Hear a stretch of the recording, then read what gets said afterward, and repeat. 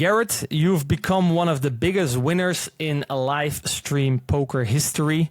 While becoming financially free through poker is, I'm sure, a goal for many players listening. For you, it carried extra weight because from a very young age, you deeply believed that becoming very wealthy was the key way to find happiness in life. Where did that belief come from?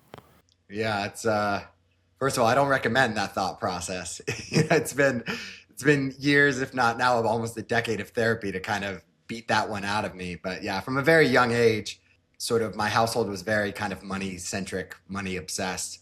And what's interesting is I think in a lot of homes, that happens when you come from a lot of money or almost no money and your situation is kind of desperate. In my case, it was neither, actually. I was raised middle class, kind of in a quiet working class area in Tucson, Arizona. But, for whatever reason, that's just kind of how I was raised. And my parents just often talked about sort of all the things we didn't have and wish they did have. And so because of that, I just became really, really obsessed with getting very wealthy really early on. And I thought that getting wealthy and winning were kind of synonymous. And so they all kind of just worked together from a very young age to make me just like an incredibly competitive person and someone just very, very hungry to earn. When poker came along, how much of the attraction was kind of the game itself and maybe like the competitiveness that it has? And how much was realizing that this might actually be a way to make some serious money quick? Yeah, I found poker the way a lot of people my age did. 2003, I was 16 years old watching Moneymaker bluff Farha, and I was immediately just hooked. I was like, this is the dopest shit ever. Oh my God, I got to play this game. But I didn't even think about it like as a money-making opportunity at all, honestly. Like I was just young and wanted to gamble, and me and high school friends just started getting together, and it was just the most incredibly fun thing, Then, summer before my senior year, I turned 17. I'm playing in all these high school home games. We're playing like 50-cent, $1 cash games. And I'm walking away with like $300 to $500 a day, right? I mean, most of these guys are buying in 20 to 40 bucks. Like I would just like win all of the money from every player who played, which is in no way impressive, right? These guys like barely knew the rules and I knew like just a little bit more than that. But to a 17-year-old kid making $500 a day, it was insane. And very quickly, it became both of what you're talking about the competition, an absolute obsession with cards that lasted for well over a decade, and quickly realizing, it was an opportunity to make money. Then I turned 18, started playing online, and that was a mixed bag at best for a while. But after sort of 6 to 12 months of trial and error, I started making money online as well. And I think right around my 19th birthday is when, I would probably start classifying myself as a poker professional. And that's when I started, making hundreds of dollars an hour, which honestly, even today, I just turned 40. It still feels surreal that, at 19, I was making that kind of money. It also feels surreal as 21 years ago. My goodness, I'm old. You mentioned the first couple of deposits, online. Were not the biggest success. It took you a little while of trial and error. How did that trial and error period look like for you? And how did you eventually, went from being a consistent depositor to becoming like a consistent winner? So again, we were playing like these small stakes cash games in suburban Tucson, Arizona. And my friends and peers had no clue what they were doing. Then I opened up the party poker lobby when I turned 18. In 2004, the first things I see are S&Gs, sit and goes, right? I don't know anything. I barely even know what the word lobby meant, and the first thing I see is a $20 sit and go. And I go, oh, let's try this, right? Of course I get smashed. I don't know what's going on. Like I barely know like what the tournament format is. Like I do, I watched the main event, but barely. And just like stubborn as a mule, I just kept playing these $20 sit and goes, just burning $100 deposits over and over again. I must have burned like 20, 30 of these $100 deposits before I eventually went and played cash. I remember the first time I played cash, it was 2-4 no limit. And like I took the full 400 like in my party poker account and then just ran insanely hot that day, won like 2,000 or 3,000. And from there, I realized again I was a cash game player, and ups and downs from there. But ultimately, it was an upward trajectory. Playing online cash for the next several years until Black Friday, I guess, another 3-4 years after that. Yeah, so things started to go pretty well for you, but you seemed pretty conflicted about actually if you wanted to make poker work. I found like a 2+2 post of yours, and you wrote that the main problem with poker for me is that day to day, I have mixed feelings about how happy I'm doing this as a living. I just can't see myself playing poker as a career for more than 1 or 2 years at most. What were you struggling with back then, and what ultimately made you decide to keep playing? Yeah, first of all, that's a great find on your part. What do I want to say about this? Let's do it in order. The biggest problem I had with online poker by far is I'm an extremely extroverted person. And so my personality just didn't jive well with sitting alone, looking at monitor screens, especially at 19, 20, 21 years old when all my friends are out, partying all the time. That was just very, very hard for me. And I think the other thing was just sort of like the zero-sum nature of poker. That's something that like I've always kind of had in the back of my mind. And even very early on, it always kind of bothered me, if I'm being honest.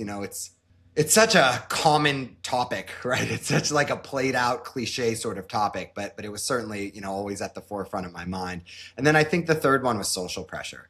I think with my family, especially, they were pretty aggressive about like making it clear that like gambling with an edge is like not a respectable way to make a living. And I think I really internalized that. And I just fully believed it myself. I had a running joke with my friends at the time where I'd go out, I'd meet girls, like whatever, and they'd ask like what you do. And I would just make stuff up. Like I would just say anything but poker player. And so usually I would just lean towards like ridiculous. I'd be like, I'm a pigeon trader. Like I drive D-list celebrities in my limo. I would just say anything so I didn't have to admit, I was a professional poker player. And so it took a number of years, I think, before I was able to even look in the mirror myself and say like, this is my career. Now, obviously, for the past 15 plus years, I have, no issues saying that or anything of the sort. Not like I'd be able to avoid it anyway. But yeah, that was a real, I think, issue for me, at that time. I was very, very naive and very judgmental, in my teens, and judgmental of a lot of things I did myself, obviously. I mean, poker did eventually come out on top. Was it like actual conscious decision, or you just kept on playing and at some point just like, oh, I just gotta accept the fact that I'm a poker player now? No, definitely the latter. For sure the latter. Yeah. So I mean, I kept playing, after college, and again, some ups and downs, but I had a couple like pretty gnarly upswings, in 2010 and 2011. And at that point, like the money I was making was like, okay, there's no way I'm leaving this game, and it wasn't until Black Friday that I kind of reevaluated again and went back to the drawing board again. So many elite online players, when Black Friday hit in April 2011 in the US, just moved abroad, right? Like it was either that or they were out of their former 7-figure, a year job. But again, all these issues we've already kind of touched on kept creeping up for me, and I just didn't know what I wanted to do, And so I just walked inside like the casino closest to where I lived, that was in Scottsdale, Arizona at the time, a suburb of Phoenix, and started playing in this 5-10 spread limit game. They didn't even have no limit. It's like spread limit where the maximum bet's $500. And I just had like this incredible time. Like it was just super fun. And it wasn't about making money. And I was able to be around people. And it just completely invigorated my love for poker. And honestly, if it wasn't for kind of walking into that casino one day, who knows? That potentially could have been it for me with poker, because I don't think I ever even seriously considered, moving abroad to play. So what games were you playing like pre-Black Friday? Was it mainly online or? Yeah, entirely online and entirely heads up. So I started to have a lot of success in Six Max in the party poker era, playing a bunch of tables of their 10-20 no limit. And then my heads up career kind of took off. And then from there, I was playing up to about 5,100 online heads up when Black Friday struck. What attracted you to heads up? It's actually kind of a funny story. One night I went out, got wasted with my friends, decided to play heads up against this guy named Hollingall. You guys, I don't know how long you guys have been around, but Hollingall, I think he was European, maybe probably Scandinavian, because back then all the best players were Scandi. And I like beat him out of like 50-some thousand, playing 25-50. Just completely wasted. Like I don't even really remember. I just woke up with 53,000 more in my account the next day. And I was like, guess I'm a heads up player, But like after that win, like I started fully committing myself to heads up study. All my time, play and study was heads up. But the genesis of it was that ridiculous story. And I think heads up it's heads up now is so different than it was back then, right? Because there's only 2 spots, the nodes, the configurations, it's actually infinitely more simple than full ring, right? And so if you just study really, really hard, you can become really, really good at heads up, right? But back then, and I'm talking like 2009, 2010, not only were there not solvers, but they didn't even have like stuff that led to solvers. And so your ability to think creatively, your ability to kind of take your opponents in places where they didn't know how to handle it. Now we call it nodes, but back then there was no term for it, right? And your ability to win the psychology and leveling war, I mean, that was everything in Heads Up No Limit in 2009, 2010. Now it's like, if someone is really well studied, they don't have to engage me in a leveling war, right? They can just execute the theory and like not even like try to get involved and play head games with me, which sucks because I think that's like one of the most fun parts of poker, and definitely still a huge part of live poker. Obviously, this is especially true, of course, if you're playing in very good live games, as I've been fortunate enough to play in, for the last decade or so. In like those early days, there wasn't really like a blueprint for how to become a professional poker player, so to speak, right? Nowadays, there's a lot of information out there, but also like not just how to get better at the game, like technically, but how to actually manage the life that kind of comes with it. When you kind of started your professional career, was there anyone you were learning from or a role model you could model, or was most of it simply you figuring out through trial and error? No, there's no role model. There was no role model, and not only that, but I made like every mistake in the book, and a lot of them I make over and over and over again. Yeah, a lot of honestly like painful memories. I think if I could summarize, my online career, especially pre like 2010, pre 2009, it was like, I don't know how to say it without tooting my own horn, but I do think I was quite talented. But my soft skills were just atrocious. Like things like bankroll management, stop loss, emotional control, like literally tilt. Like I was miserable at all these things. I can just remember time after time, I'd win some mid 5-figure amount, low 6-figure amount, and then just dump it all like in a day where I would just be like on monkey tilt. And so there was a lot of really, really hard lessons I had to learn the hard way. And that might surprise some of your, viewers, kind of generally seeing me a bit more stoic or whatnot at the tables. But that was a long, long journey to kind of develop that emotional resilience. I'm wondering what it was like for you starting out, because you made money very quickly, very young. And I'm sure with that comes a lot of temptations, as you mentioned, these kind of self-sabotaging patterns, but also like your environments. It's really hard to like navigate that when you're young, and young with money. I can only imagine it must be really challenging. How was your environments in your teens, 20s, when all of a sudden you're making thousands of dollars, hundreds of thousands potentially? How did that look for you, and how was the environment around you at that time?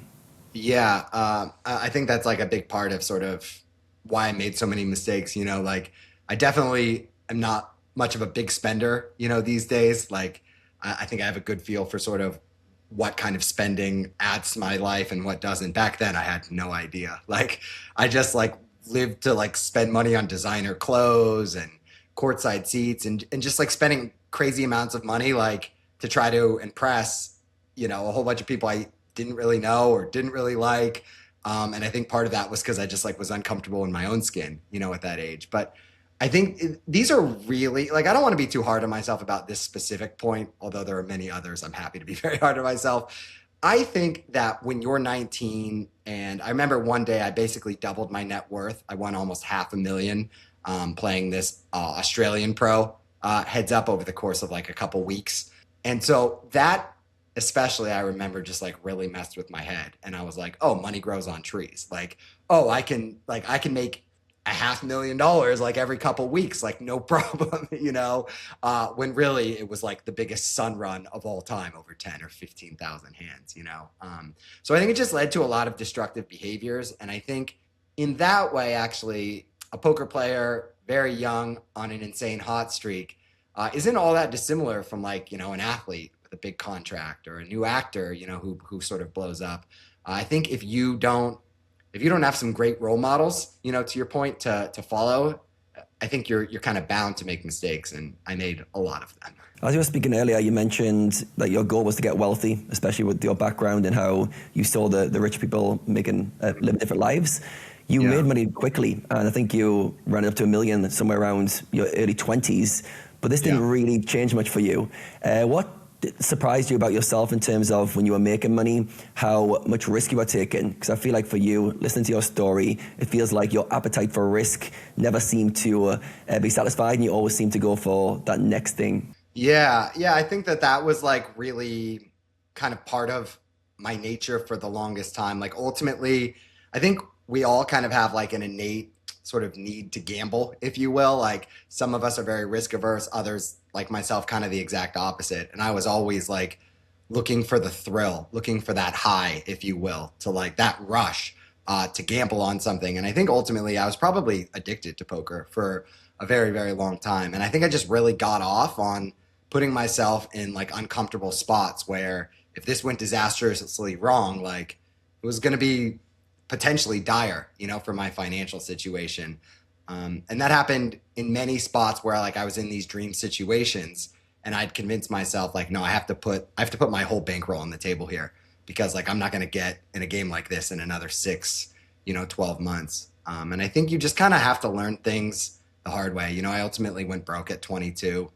That helped me tremendously. I am proud to say like that only happened once, but also like I think there were several lucky breaks in the later parts of my 20s, things that broke my way that allowed me to, ultimately keep building and to start making millions of dollars where, one session going a different way, I could have ended up sort of on the ground floor again. But I think really what, maybe what I'd recommend to listeners is to think about sort of where you lean naturally and potentially push yourself, in the other direction, if you need to. And so I'm sure a lot of people listening to this can relate to what I said, and they've gone broke. Maybe they've gone broke 20 times, and probably a lot of them, maybe it's not poker as a career is not the move, But if someone is sort of talented enough, and the issue really is just bankroll management, like, I mean, you have to start acting like a professional. If you don't act like a professional, like it doesn't matter how much money you have. You can always get in a game big enough that, it can break you. And I think that was, very much part of my journey, for the last 10, 15 years. That time when you did go broke at 22, did that change your relationship with risk going forwards? Or was that a lesson you still need to learn a few more times? I'm going to say yes. And what I mean by that is I did learn some things for sure. And after I went broke, I took a really, hard look in the mirror and did a lot of soul searching, even actually wrote down a physical list of all the things I would need to change. And they're just really basic things that almost all poker players implement. But I was just too dumb, too cocky, fill in the blank with other adjectives, to actually utilize these sort of, I think, integral sort of skills or techniques, right? One being a stop loss, So I was playing 50, 100. I would have plenty of days where I would swing upwards of like 100K, And then I dropped all the way to 1, 2. Literally $1, $2 blinds, and said, if I lose $400 or 2 buy-ins, I was just done. Like I was just quitting for the day, right? So I use that example because for a while I was very, very extreme at taking ownership for what happened and developing a clear, methodical, and conservative path to rebuilding. Now, unfortunately, as I guess sometimes happens, like as I started accumulating a bunch of wealth again and got into some big games and ran hot in them, that's when I kind of started breaking some of those rules again. Thankfully, by that point, between, some lucky breaks, between having enough of a bankroll cushion, et cetera, things never got dire again. And I can't say like I've had a stop loss at all in the last like 10 years when I play poker. I think that's kind of like it's a slippery slope, I would say, as like a high stakes live player, because you just have certain games where you make X and you have other games where you make 100X, and the 100X is always going to be the much, much bigger game. And so it becomes a real balancing act in terms of like EV versus like risk of ruin in a given session, or risk of X% of your net worth, being ruined in spots like that. And that's why I think, honestly, like as I had more and more success in my early mid 30s and that cushion got bigger and bigger, I mean, that's an incredible gift as a poker player, because it allows you to just execute. Like you don't have to worry about, all these different things. Like I played in so many huge live games with great players over the years. And it was just so obvious that like they would take lines that reduced variance because they wanted to have as big of a piece of themselves as they could. And if they took this other line, the variance was 2x, 3x, etc. Yeah, that's problematic, I think, when you're playing against tough opponents. How do you find that sweet spot between being this kind of more reckless version of yourself, willing to take big risks, big parts of yourself, but not taking on too much? I know for you obviously struggled with this for a while, but I'm curious to know, like, what do you had to kind of capping yourself in terms of that reckless tendency? But also, as you mentioned, there's opportunities which are around you all the time where you can make exponentially more by taking on more risk. How do you find that balance between those two kind of opposite ends? Yeah, it's a good question. And it's a nearly impossible question to answer, I think. If I'm being kind of fully honest about it, I think for a long time, whenever the incredible spots came, like I just played. And I always played with 100% of my own action. These, again, are not things like I would recommend. But, I've been fortunate enough to play in several like truly incredible spots. And I don't mean like as one-off sessions. Like there was a few different times in my career. And I go into great detail about it in the book. One in a ring game, another actually playing heads up, where the spot was just so insane that it was like, you have to gamble, and one of them, I talk about a guy named the Cocky Banker. That's obviously a pseudonym. I need to protect his identity. But we ended up playing like 200 hours of heads up, most of it 1K, 2K. And this guy played like a maniac. Like it was like insane. And so like the variance was like upwards of like, if you ran bad, you could definitely lose 10 million, Maybe I should have, and probably the more responsible and a better sort of message for your viewers right now is like cap it at 501K, where the risk of ruin goes, closer to zero. But like I just like wasn't going to do that. Like when, I was making 50K plus in EV an hour playing this guy. So I think ultimately, like I don't think I'm the role model here, for something like that. But even that was it's a long time ago now. It was 2018. That was 8 years ago. Those sessions. Now I'm married. I have a 3-year-old, a 1-year-old. I just don't really have like an interest in putting a substantial portion of my net worth, at risk now. If there was like an incredible spot where like there was a risk of losing 8 figures now, I would just pass. I don't think I would need that level of variance. Whereas at the time when I played this heads up match, I was like, YOLO, let's do it. We've talked about the self-destruction from the bankroll side. And as you mentioned there, learning to manage your bankroll a bit better and take more calculated risks, which is a very hard thing to do in practice. But I'm also curious to know about the kind of emotional side it takes on you when you keep hitting those rock bottoms and keep destructing yourself. Because on some levels, you're trying to be wealthy, trying to make good decisions that make you rich in the future. And then you're kind of almost destructing and going backwards at times. How was this affecting you on an emotional level? What were some of the challenges you were dealing with when you were swinging around with all this risk? I think it's ridiculous to say now, but I don't think I was considering it nearly as much as I probably should have when I would have these insane lows. Like, I mean, I'm sure like, most people here like understand, like I would just have session after session where like I would go home and like lie in my bed and just stare at the ceiling, and like it would switch off between just like numb and like the most painful feeling like ever. And I would just be like, what the fuck did I just do? And again, this is a bit more of a live thing, because sometimes the stakes just get so big. Whereas like if you play a certain stake level online, everything's a bit more regimented, like a lot of times you have a stop loss, or, like games bigger than 1020 or 5100 or whatever it is don't even really go. But in live poker, sometimes the sky's the limit.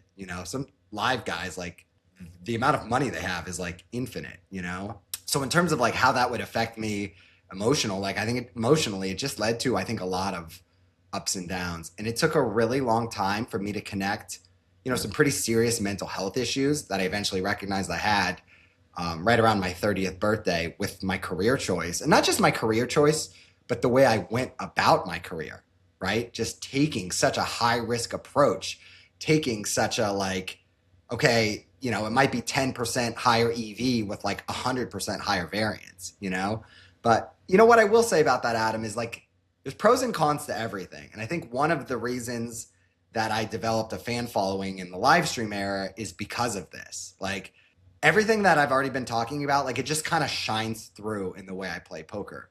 And it's possible that without those innate skills, or even if I just like reined them in a bunch, like I might have just been like 50 other guys who like get invited to live streams occasionally and like aren't able to like sort of build a whole career out of this. You know, like you could make an argument like before me, like no one was able to like build like an uber successful career specifically and only playing in high stakes live streams.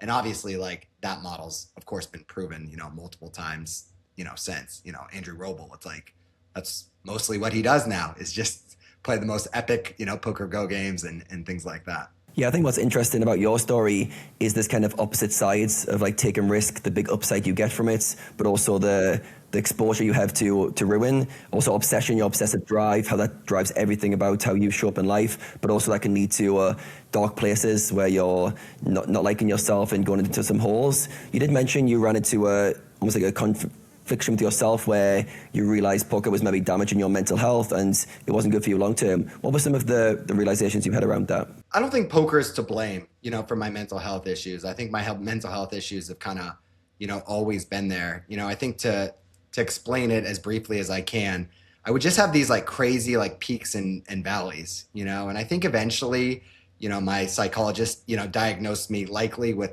what's called cyclothymia, which isn't like your bipolar, which is a really scary word. But it's like bipolar light, if you will, where you just like at times have more energy, even for periods of time, weeks, months. And that was a very common thing for me where I would just have these days of 16, 18 hours of productivity.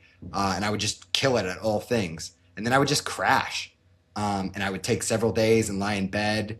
And then my mental health struggles kind of perpetuated that. 3 days became 3 months, became sadly 3 to 6 months on, you know, many different instances, which is, yeah, it's honestly like tough to even, you know, talk about today. Cause it's like, I value my life and my time so much now. Like with 2 little kids, I don't waste an hour, but like I would waste 6 months, like just lying in bed, eating, like being in a, you know, in a really dark place, you know, back then. And I think poker just kind of made that worse, you know, like sometimes I'd try to crawl out of it. I'd go play a poker session, get punched in the face, and I'd be like, fuck this. You know, and then I'd go lie back in bed for several more weeks. Whereas like, contrast that with most careers, like, first of all, you have to go to work. You have a boss, right? Which most people associate as a bad thing, but there are silver linings to it, right? But either way, at least when you show up for work, like you're going to get a paycheck. And so I just think for me, I think honestly with the way my mind works and my mental health struggles, poker was always like a really bad fit psychologically. I may have had some natural attributes that allowed me to be good at it, but it was a really, really rough fit. And I think honestly, that's one of the things I'm more proud of is how to make it work, you know, over the past, you know, decade plus, how to make poker a thing, but not everything. And I think that was really central in my 30s to really developing a much healthier relationship with poker. You know, I'm not going to say it was like perfect. It's never perfect. You know, if I'm playing 2 live stream games a week, I go home, like play a session where I think I played like a 3 out of 10. I mean, it's going to eat at me like until the next time I play. Like I'm going to be thinking about it nonstop. But at least if 80% of my time is invested in things not poker, it makes it, I think, like a little bit easier to digest, you know? So I'd say that's probably the biggest tip I would give, maybe a little bit obvious and cliche, but if you want poker to hurt you less emotionally, you need your life to be so much bigger and deeper than poker. You need, obviously, you know, strong relationships, but you also need hobbies. You need specific ways you're spending a lot of your time that are not poker centric. And no, studying the sim at home, you know, does not count. Still obviously a poker related activity, which again, it causes problems because it's like, you know, if you play 20 sessions in a month and you lose 15 of them, 18 of them, like it doesn't matter. Like you can't escape basically. Like if all your time is spent playing and studying, it becomes your identity and it becomes hard to hold on to your sense of self, I think, when you can't win, because you're like, well, this is all I do and I don't win doing this. And the human mind plays tricks on you, right? And if you lose 18 out of 20 sessions, like it's going to be remarkably difficult to remind yourself that like you're still a good player, that like these metaphorical checks in future EV you will eventually be able to cash. All you're thinking about is I can't win, and like now what, right? And that was a big problem. And I'll shut up here in a second. I'll let you ask the next question. But that was a huge problem for me at a lot, like many times in my career, where like everything would go to shit, and the only thing I would think is like, now what? Like there's no plan B. And I think that's what makes a career as a high stakes poker player, or really any poker player, not just high stakes, so remarkably difficult. What is the exit strategy? You know, for many, the answer is quite bleak. How do you arrive where you've got that more balance? Because I'm picturing for you, very obsessive, you want to be the best, and poker has given you everything in terms of stimulation, opportunities for wealth. I'm sure when you think about going for a walk in the park, chilling out, having an evening off, you're like, oh, I could be playing some high stakes poker instead. The pull's very strong. How do you learn to realize, wait a second, I need to have things outside of this high stakes world for my life to function? And how do you pull away from some of those obsessive drives you've got? Yeah. I mean, thankfully, like that's an answer that I have like figured out, you know, over the past decade in my career. You know, I think sort of quantifying your time in terms of EV is like a real sickness, you know, and definitely like in my 20s, like that's the way I did it. Like I knew what my hourly rate was, especially online, right? That stuff is really crystal clear online with huge sample sizes. And I'd be like, well, I'm not going to this class. It's going to cost me $1,000. Like there's no chance, right? I'm not going to dinner with this friend or that friend. But what allowed me to really like piece that together was hitting rock bottom emotionally, right? So we talked about, you know, me hitting rock bottom financially once at 22, but it wasn't until I was about 30 where it really hit emotionally. And at that time I had, you know, several $1 million, you know, to my name. And I was just deeply depressed. And I was just like, what are you doing? Like, what are you doing? Like the goal is not to be wealthy. Like it's to feel well. I had at least that figured. I didn't have much figured out, but I at least understood that at 30. And that's when I went down a really long, hard, and incredibly rewarding journey with psychotherapy. First focused on cognitive behavioral therapy, and then later on, you know, some traditional therapeutic modalities as well. And all of those things, I think, really helped me to kind of see the bigger picture, you know, so much better, and recognize, like, I just think I'm a lot better these days at making choices that say, like, what allows me to feel better? What allows me to live with more peace? And again, I think there's some good fortune for me with that, because for, you know, the last, whatever it is, 7-8 years, my career has just been like playing big high stakes live games. I don't even have the opportunity to play those 5 days a week. You know, they come, you know, again, if you're very fortunate as I was, you know, you maybe have a couple times a week to play in sick games.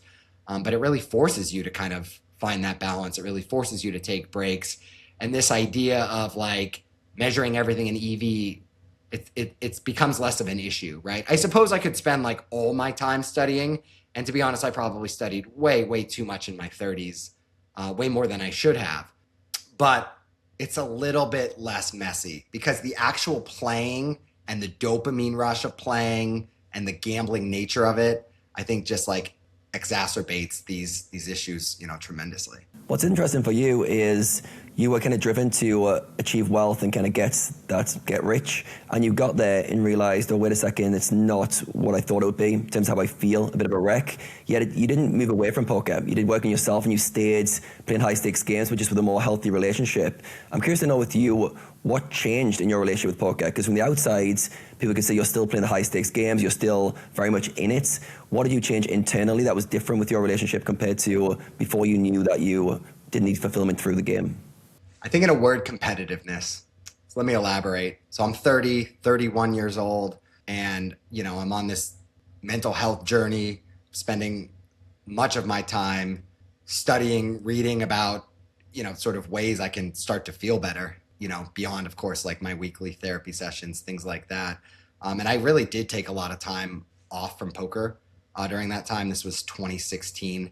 And I started diving deep into some other fields. I started looking at real estate was a field I spent a bunch of time looking at, talked with a bunch of friends that were flipping homes, others who were focused on short-term rentals, etc. It was a pretty rude reality check.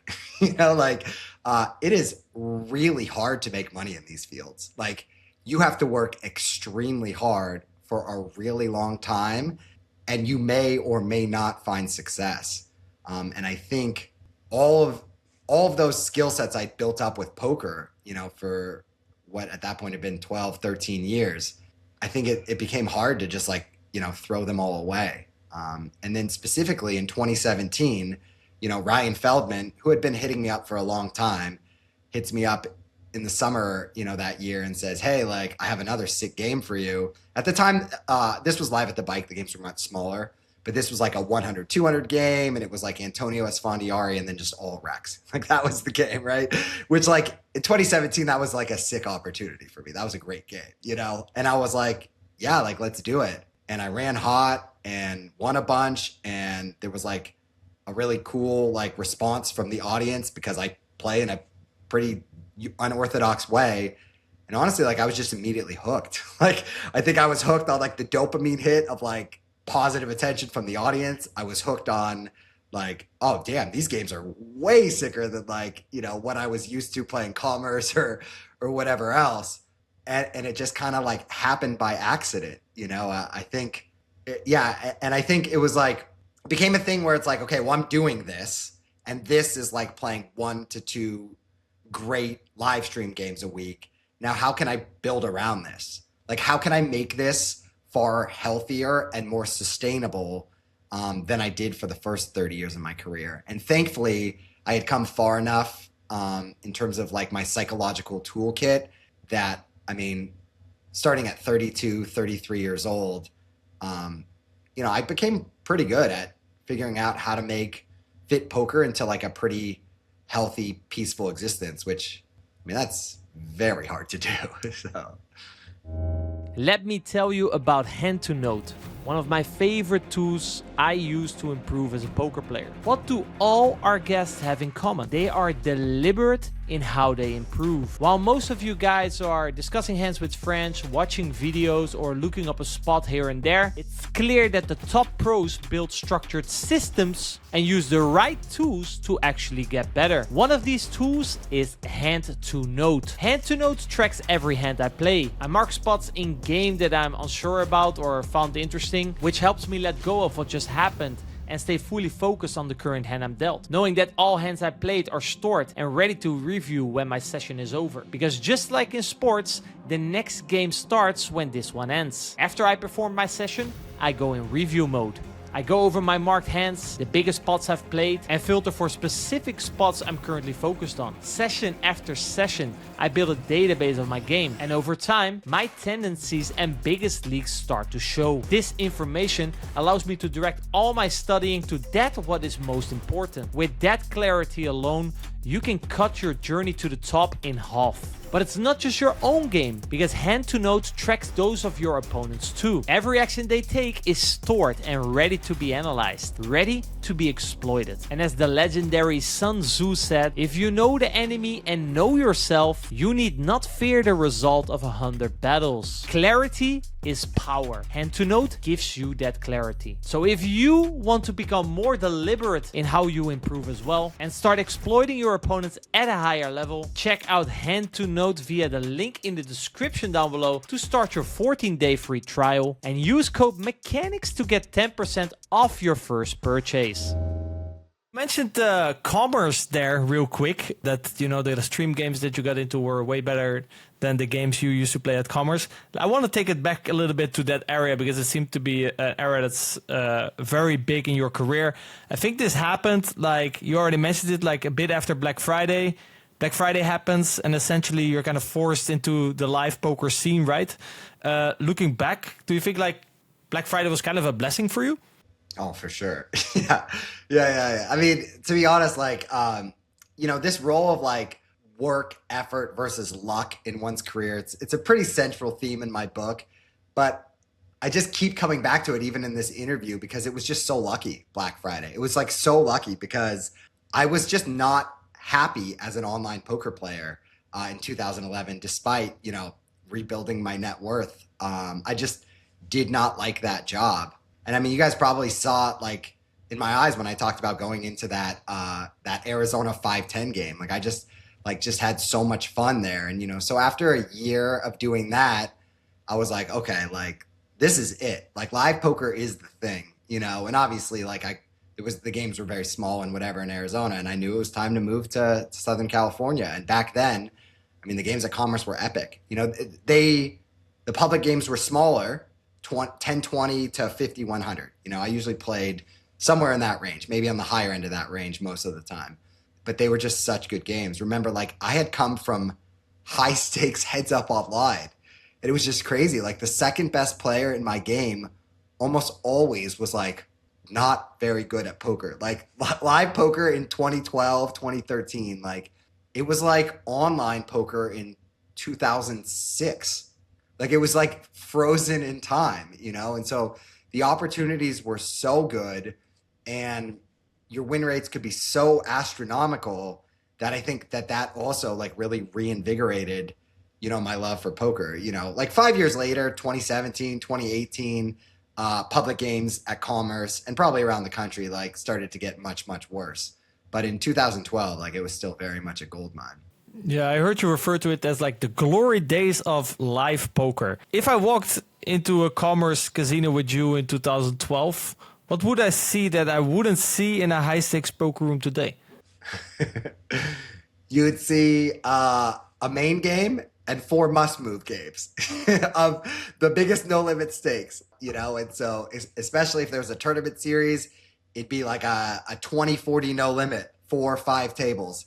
And you'd see for every one guy that looked like the two of you, as handsome as you are, when I see guys that look like you guys, I generally assume they're going to be pretty strong poker players. You'd see 3 or 4 guys that looked not like you. And it was, I mean, and here's the thing. People always talk about like, creating like a good environment in live games. There's always so much you could do, like, yes, there are definitely things you could do to like destroy the vibe and the environment and the game. But ultimately, like if you're at a game with like 8 pros in one spot, like the game's never going to be that fun, like it's just going to be a different kind of thing. Like everybody has to try so damn hard, right? There's only so much EV to squeak out. It's just like, it's just hard to keep that vibe great. Whereas if you're at a game, and I mean, this was just how the games were for me back then. It was like me, 5 recs, like 1 pretty good pro and like 2 pretty awful pros. Like that was just typically like the lineup. Like everyone's just having a great time. Like in that lineup, all 9 players think they're crushing. Like everyone thinks like they're the second, third, whatever, like best player in that game. So yeah, it was just a different time. And that's why, even though my earning ceiling back then was much lower, again, if we say like my average stake was maybe 25-50, it was just so much fun, And I think the other part, speaking about those Commerce games, is I played the graveyard shift. Another sacrifice like I would just never make at this point in my life. But I would just work 6 days a week from like whenever the hellish LA traffic died down. I drive from my Santa Monica spot to Commerce at 8 p.m. and I would just play like until no one wanted to play anymore. And that really paid dividends because I was often able to set up and organize like 2 to 5-handed games where we'd be playing at least 25-50, if not, upwards of 200, 400 sometimes, right? So the point is, and we've already kind of discussed this, but you compare that to like a 9-handed 10-20 game at Commerce midday, like my hourly rate was sometimes 100x what it might be playing in that same 9-handed game, at 2 p.m. And this is where I think it's interesting when you talk about like, well, how do you feel about this like insane drive to get rich when you were young? Like, I don't really knock it now. I think it's done like a lot of, really cool things in my life. And I think the cool thing about like just like evolving as a person, and I still have loads of work to do. I'm not saying like I've got it figured out, but it's like you can take the things that have been working for you, hold on to them, and then, implement some other stuff that can really help you to sort of add some balance in your life and not not just be so extreme in so many ways that it leads to, in my case, like, these gnarly crashes. I mean, yeah, I feel like it's also phases, right? That one kind of must go through a certain phase or a certain approach is right for you at that moment until it's no longer right for you, right? And if it's no longer right for you, the signs will be there. And then you have to kind of reinvent it. For sure, for sure. Yeah, that's definitely like a big part of my life, even like away from poker. There were times in my life where I chased after girls like really hard, times in my life where I partied really hard, times in my life where like I like made crazy neutral EV and sometimes even negative EV, like coin flip type gambles. And I can't really say like I regret all of that. Like there was like a lot I learned from that. And I just have like so many incredible memories from so many nights like that, even though I'd never do any of that shit now. Like, and just the idea of doing any of that like doesn't sound interesting to me at all. It's just like, it's just how it goes. And some of it's obvious. I'm married, I have 2 kids, I'm 40 years old, like staying up for 3 days straight drinking and gambling, that doesn't sound fun at all anymore, But some of it I think is worth mentioning because it's like, again, I recently celebrated my 40th birthday. And one of the things I kept thinking about was like, I'm just so fucking grateful for the first 40 years of my life. Like, I've just like lived this wild life that I don't want anymore in no way. But I think if I didn't have that or didn't even have like half of that, I wonder if I'd still be sort of, craving that kind of thing. Just one more thought on this. Like the thing that always blows my mind is you see like high school friends, like whatever, that you haven't caught up with in forever, maybe go to a reunion, whatever. And, they got, whether it's 2 kids or 20 kids, whatever, but like, it's the same couple that were dating since like sophomore year of high school. And I always just think about like how that could just never work for me, like how all of these experiences have shaped me and allowed me to just like live my life currently with like so little sort of, what ifs, despite there being so many ups and downs and costs and things that seemed insurmountable, in the moment, in the first 30 years, especially in my life. Yeah, I get it. Like you can get all in peace, knowing that you've got the maximum out of your younger years. Yeah. And these things are all different, right, Rene? Like it's like degenerate gambling, drinking, chasing girls, playing games you shouldn't. Like these are all separate topics, but like I just kind of group them all together as like risky behaviors that had many adverse consequences. But to be fair, poker kind of, especially the live poker, yes, they kind of bring that all together, right? Like if I imagine like some crazy home game, there's gambling, there's drinking, there's girls. What were we missing? I think that was it, right? So it all comes together in like the live poker scene. For sure. That's absolutely true. Now, like home games have played a very, very small part of my career. But even then, like, I mean, playing the graveyard shift overnight at Commerce, you see plenty of that. And the rare home game I did play, and I played in a lot of casinos, but they were privatized games where we'd like have our own like literal room. And honestly, many of those became just like bachelor parties as well, despite being in a casino. And it's like, yeah, it's all just kind of part of the lifestyle to an extent, I think. If you want to be able to play in the biggest and best high stakes live games.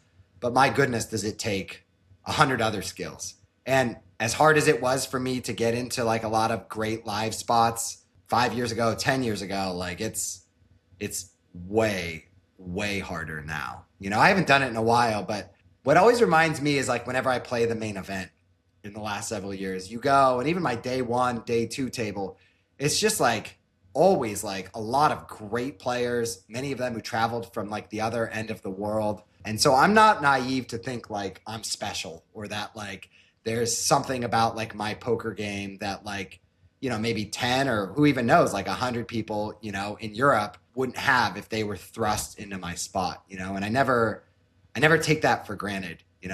I'm well aware that a lot of fortuitous breaks have allowed me a level of success in poker that probably many players better than me, haven't had. And, I've even had some online dialogue with some guys who maybe fit that criteria or thought they fit that criteria. And some of them have even messaged me privately over the years and been like, hey, Garrett, like I used to hate you, like even though we didn't know each other, like because I was just like really envious of like all these spots you got on. But like now, like basically, like they did their own work, whatever, to like not feel that resentment, or maybe they think I did a couple things right that helped me do it. Either way, like I get it, I get it. And I'm well aware, like, deserve is a stupid word, but like I didn't deserve, to play in all the incredible spots I did over the years. You've labeled a lot of the, let's just call it the positive sides of live poker, right? And for the very big male audience that we have, that's probably around 30 years old on average,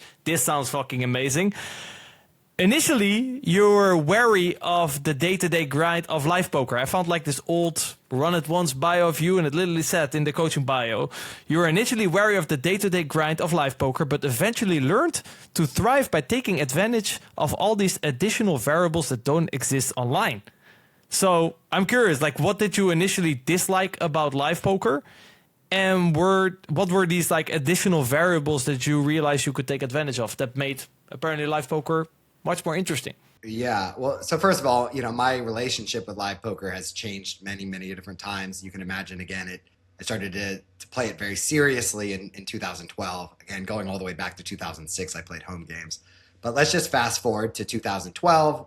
Let's just say when I moved to Commerce in Los Angeles, when I moved to Los Angeles and played at Commerce, the pace, in a word, the pace was insufferable. It was like insane. And speaking of the main event, like this is what I hear from my friends like every year.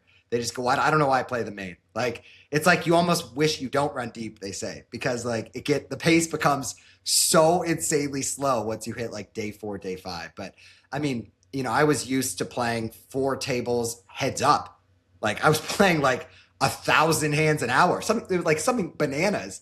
And now I'm playing like, I mean, they say 30, but I think it's like 20. Like a lot of times I play like 20 hands an hour.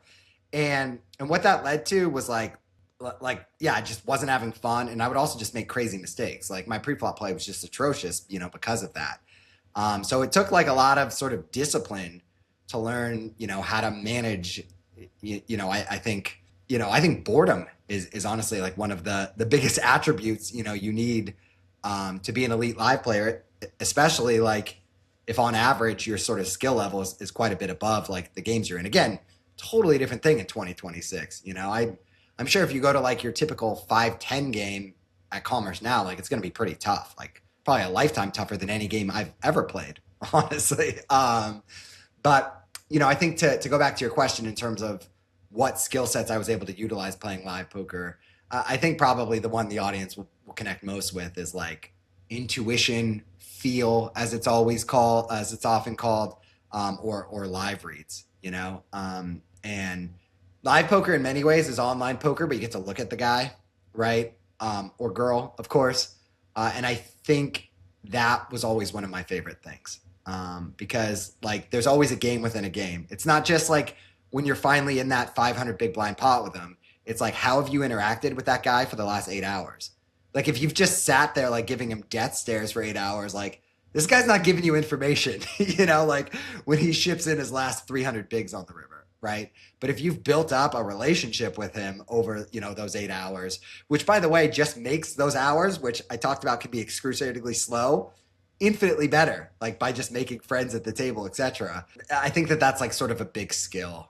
And I think what maybe a lot of the audience who watches my live streams doesn't fully grasp is it's not like I have some sort of superpower with live reads or something like that. Like it's just the culmination of like all the different things that makes one a good poker player kind of put together that like helps you to intuit. Now, yeah, maybe like my raw ability to study body language naturally and through reps, over about 15 years is higher than an elite online pro that, travels to the US to play a couple weeks of live games, right? But it's not that simple. And I would say like the better the player is, like the less I, pick up in that sort of situation, like a lot of very good players, like I'm getting essentially nothing, in terms of their body language and sort of the relative weight I put on it, when reaching a decision point. So it feels more like basically you're saying it's not like I stare at the guy and I see him twitch his eye and I know it. It's more like, since I'm interacting with the guy over the night, I know him. I kind of see, I don't know, the tone of his voice is changing. He's starting to speak louder. He had 3 drinks instead of 1. He ordered a burger instead of a chicken salad like he normally does. Whatever. There's all these type of information, and it's pretty interesting that you said, because I was going to ask you, like, how did you conquer boredom? And luckily back then there was no TikTok, Instagram, I guess, right? That's how they nowadays kill boredom, and then a live game becomes 8 guys sitting on their phone. Well, that doesn't seem like any fun. But instead, you turned kind of outwards, like, okay, how can I make this game fun? Well, I can get to know people, and I can get information that I can then use to my advantage. Actually, it's funny that you mentioned that I played the main event this year, and I bust in like the last 15 minutes of day 1. And the guy who I bust against, I was pretty friendly with, and he literally said to me afterwards, "Why didn't you ask me? I would have just told you to let it go." And I'm like, I play live poker like 2 weeks a year or something, right? 3 weeks a year. Yeah. I was like, didn't even cross my fucking mind. Yeah. He said, yeah, I would have just, he raised me and I had 10s on like a 9 high board. I was like, well, I guess this is it. But he had 9s. And he said, oh, I would have just told you. But I said, I had a strong hand. But he said, yeah, I would have told you I had an even stronger hand. Especially like last 15 minutes of the day, he would have just saved me from going broke, basically. So that's really interesting that you mentioned that. Another point that you mentioned, obviously, you come from heads up to ring. How was that adaptation in terms of just, obviously the rest was bad, but I can assume you were also pretty bad going from heads up to ring. Yeah, I mean, it made the transition even harder, right? When we talk about pre-flop discipline, like, I mean, when you're used to heads up, dude, like, you get like, the king deuce suited, like under the gun live. Like, you're like, well, I got to open it. Like, what are we doing here? Like, this is a big hand, So, no, but I think, again, my early online days were 6 max, right? So it wasn't like such a drastic transition. It wasn't like losing sit and go player to heads up. There was like 2 or 3 years that I focused exclusively on 6 max online. Again, the thing that's so cool about live poker, or certainly was really cool about live poker in the 2010s, was it was kind of like heads up poker like 5-10 years before that, where like it's so unsolved in that like everyone's just like deviating from GTO play to such gnarly extents that like if you have, let's say, a decent framework, it's hard to even describe, because like my GTO baseline or framework like in the mid 2010s was like still so much worse than it is for most competent players today, right? But if you have something resembling an idea about theory, we'll put it that way, and you can just like quickly pick apart like what your opponents are doing wrong, and then not only exploit it, but making exploits that kind of like not too hot, not too cold, right? Where you don't go too far with it. So it became like this new game, this new sort of puzzle, to solve in live poker. And I think that's like a pretty common feature of my entire career, which is like, let's just briefly fast forward like 5 years, and I start playing on live streams, and I start playing on this show called Live at the Bike, and a couple of my opponents are 2 guys named Dan Zach and Art Papazian. And they're both, even in 2017, very strong players, definitely did like a lot of homework and studied. And it was very clear that like they were better than me. After watching like 5 or 10 shows. And I just like wasn't going to have it. Like the games were so good, I was still winning. But that was when, I just locked myself in my office and just spent thousands of hours studying Pio over the next several years. Because I just like, it wasn't enough to win. It wasn't enough to win like at a moderate clip.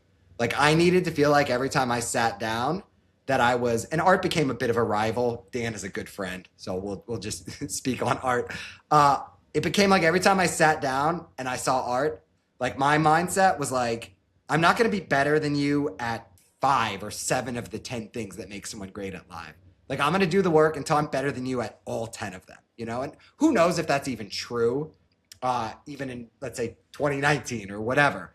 But that mindset and that competitive spirit allowed me to continue to reinvent myself as a poker player. Whereas like that is just so, that's pretty rare, right? That's pretty rare, where like a lot of the guys who were elite in the pre-solver era were not, once the games got tougher and Despite the occasional sensationalist article saying like this or that pro like is the best and they don't study solvers, like, no, like in my mind, to be the very, very best you can, you need to be absolutely elite when it comes to the theory and elite at, being able to exploit weaknesses in each of your opponent's games. You mentioned like pre and post solver era. What do you think are like some skills that were very valuable pre-solver era, and what are like the skills that became very valuable post-solver era? And do you maybe see some that naturally just transition over well? Yeah. Okay, I'm going to answer your question more directly. This might in a second, but this might not be where you want me to go first. But I just want to use the word leveling or metagame. Speaking on my heads up career, like leveling was just like everything. Like back then, before people like really were able to fully like deconstruct each node or each situation, right? And like if you were able to recognize like what your opponent did, let's say in a specific situation or node more often than not, like you would just be able to destroy them. Or like if you and he were both aware of the situation, but you knew based on psychology reasons that he was going to do something different than he did in this specific node or situation last time, you would just chop him up, right? So that's pre-solver. Post-solver, again, if this guy doesn't want to engage you in that, if he just like knows like in a specific spot, as an example, 3 out of 4 times he should call and 1 out of 4 times he should raise, and he's literally RNGing, random number generating like what to do, there's no edge to be had. Like you actually just like can't beat him. The only way you can beat that player at that point is just to like know the theory better than him, right? Which I think is one of the saddest parts about like poker in 2026. Now it's not that big of a deal because no one is actually that well studied, right? Outside of the top 100 or 500 or whatever, players in the world. But going back to maybe some other sort of skills that made one elite in the pre-solver era, I think definitely like your ability to think on your feet, to not rely on like some sort of rule book or something like that, and just in the moment be able to build attack strategies for like what your opponent is doing. And this is especially true in heads up. Now in ring it's true, but like you're only going to play, versus one guy like one hand an hour or less or whatever. Whereas heads up, like obviously like the opportunities to take advantage of these reads are, much higher. Whereas in the post-solver era, it's just a different player type, right? It's often, to oversimplify, someone who's a bit more analytical, a bit more statistics-based, someone who probably has spent more time on a computer. The barriers to entry now with some of these programs are very low, but in the early PO Solver era, you needed to be like somewhat technically savvy to even be able to utilize these tools well. And I think specifically like memorization and recall, I think are really, really important, skills sort of in the solver era to where, you have a drive and an interest in looking at that 13 by 13 grid for hundreds or thousands of hours. And you're able to remember a lot of what you review. And you're already good enough at poker that you understand like which nodes, which situations are going to yield like the highest EV. These are all very, very difficult sort of skills, to incorporate. And this is why when we talk, again, I'm not saying like I was better than Art, later on at 10 out of 10 skills. Who knows if it was even 5. But the point was like that was the goal. That was the mission, right? And especially in deep stack live poker at 4 a.m. when you're playing 4-handed and it's you, Art, one average pro and like the biggest whale ever, maximizing your win rate in that situation requires a lot of skills still that go far, far beyond the solve. How did you kind of integrate solver, study solver, play into your game, and especially without it hurting you? I think solvers came out, Bio came out 2014, could be wrong, something around that area. 15, yeah. When did you kind of started work with it? When did you pick it up? Was it like specifically when you faced Art? Like that's kind of when you mentioned it? Because I can imagine prior, and this is kind of always the let's just call it downside of playing in softer games, there's not really a necessity, right, to improve at least that part of your game. So how did kind of you started to work with solvers, and how did you integrate that into your game? Yeah, I mean, I had done a little bit of theory work, maybe starting in 2016, right? But yeah, it really wasn't until 2017, and I was playing in those Live at the Bike games that like it just like lit a fire under me. And again, for better or worse, you know, it's hard for me to sleep at night. I have a lot of anxiety, but it also was like what drove me to be like, I'm not trying to win in these games. Like I need to win at the highest clip that I can. And I wouldn't say that solver work ever, like it was never like one step back, two steps forward. Like I think like even, I'm going to keep it really simple for a second. Even once I just like mastered pre-flop play on a theoretical level, I mean, it was like crazy. Like I'm like, this game is so much easier because like I was just constantly full sprinting uphill against a guy like Art who was playing half as many hands as me. Right. And it's like, I mean, you're obviously just dead against a good player, like when you're just 2x V-pipping them, you know? And so when I tone that down and I'm playing 25% more hands than him, as opposed to, you know, 100%, I mean, poker just became so much easier, right? Like my ranges were just so much stronger. And like everything you're learning, like in the solves, like becomes so much more valuable because you can essentially apply it. So it never really hindered my game. And in fact, I used to always take just like all sorts of like crazy lines and whatever, like pre-studying solvers.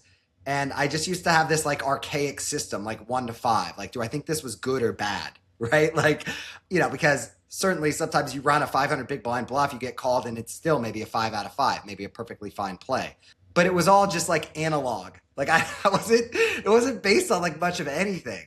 But like then, like once I got deep in the weeds with solves and you started to check these sort of things and you really understood, right? Like so many plays are solver approved 1% or 10% of the time, right? Like it's an anomaly. You should ignore it. Like don't use it as some excuse to justify your play, please. But like once I developed like a much stronger theoretical framework, honestly, all it did was like give me that much more confidence because like there was other parts of my game that I've always been quite confident in. But when you combined that, like you'd reach a spot, let's say, where I would think about like shoveling in several hundred bigs, like without it, let's say, right, as a bluff. I have some pretty strong exploitative and theoretical reasons to do so. Boom. Like there's nothing to even think about, right? Whereas without that theoretical framework, it's a lot messier. I mean, first of all, you're just going to make mistakes, but even your confidence level, I think, is you know, not quite as high. You know, I look back at that time, sometimes I go, man, you probably spent 4,000 hours working with Pio over, you know, the course of 2017 to 2022. I don't know how I feel about it, honestly. I don't know. Like, you know, especially as I haven't played that much, you know, poker over the last few years. But if nothing else, Rene, I think discipline is the word that came to mind, you know, and that's how I feel about my book now too. It's just been this incredible grind, incredible journey for 4 years. But like, no matter what happens with that and what happens, like if or how much I use my theoretical work, it taught me not just discipline, but like a level of extreme discipline that like makes me feel confident that whatever the next thing or the next 5 things I do is, that it doesn't really matter how insanely difficult it is. Like I have data points showing, you know, I can do it. So I don't know. It's not necessarily an endorsement for spending that kind of time in the lab, but it's, I guess, a silver lining at least. But I guess an important question as well. Did you enjoy those 1,000 hours in the solver? If you enjoyed it, you know, it's like great. If you had a good time doing it, like, you know, I've spent countless hours in solvers in spots where I would never recommend the student to go. But hey, I enjoyed myself, you know. It fitted my desire at that moment. You said something interesting in terms of applying it. Now, like I do quite a lot of coaching and I have a lot of live players as well. And they like, okay, yeah, I'm studying in the solvers, and then when I play online, I can feel like, you know, I can apply it because you play button versus big blind heads up all the time. But they then have difficulty applying Pio knowledge, solver knowledge live. How have you kind of find that a way that you can use solver knowledge, Pio knowledge, and apply it in crazier live games where, you know, you don't play button versus big blind heads up 100 BB? Let me answer your last point too. I did enjoy it. There's just no way I could have put that kind of time in if I didn't enjoy it. The reality is the work is so mentally taxing and high bandwidth that there's no way I always enjoyed it, you know? And like I would have office hours where like the only thing I was allowed to do was study Sims and things like that, you know? But I would have never been able to do even a fraction of that if I didn't enjoy the work, which I think is another way I got lucky, right? So many guys who had success in the first 10 years of my career from, 2004 to 14, to oversimplify, that work sounded like torture to them. And for whatever reason, it didn't for me, you know? But going back to your main question, which I think this is the $1 million question, like, how do you apply some of these theories to a variety of different live games? Man, that's I think a really, really tough one. I think that's honestly like what makes someone like an elite poker player really is having the theoretical framework, like just to maybe speak about this like in more easily digestible terms. Like you have like 1,000 little pieces of information about theory, right? And you have 1,000 little pieces of information about exploits. And then you bring that to the 10-20 live game that you sit down at, right? And in every single spot, like you have to decide like, okay, first of all, you have to pull from your head like the 3 or 5 data points from each group that might even be relevant there. And then decide like how relevant are each of these variables.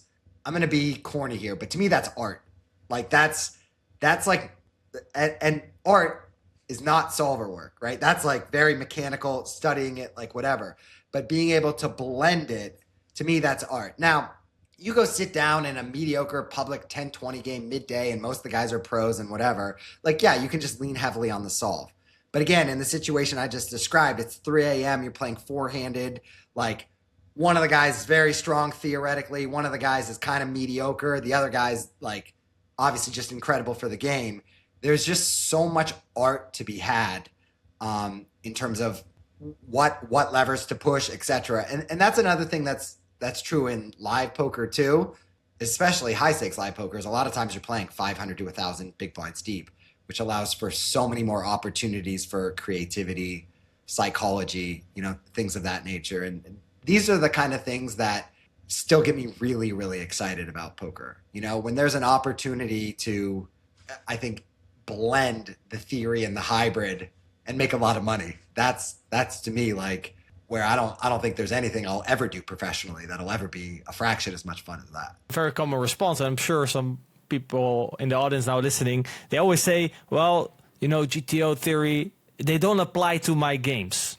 What do you think are they missing? And maybe also we should talk about the difference between theoretical concepts and GTO play, right? They're often used in the same word, but they're clearly not the same. And do you maybe have an example of theoretical concepts that still apply even in the games that you are playing or that some of our audience is playing? Yeah, I mean, the first thing is like, it kind of doesn't really matter how poorly your opponents play. If you don't know the baseline, right? Or another way to say this is sort of like how you should approach or what your decision should be if your opponent was a GTO playing computer or robot. How can you even begin to know like how big his mistake is? And if you don't know how big his mistake is, then you don't know how much to counter exploit in the wrong direction. I'm sure there's like a lot of live guys, let's say like 2-5, 5-10 that are crushing their games. They'll go, I don't know any of this, and I'm still crushing my games. And I think actually I'm kind of the poster child for, well, there's more meat on the bone. Because like that was me.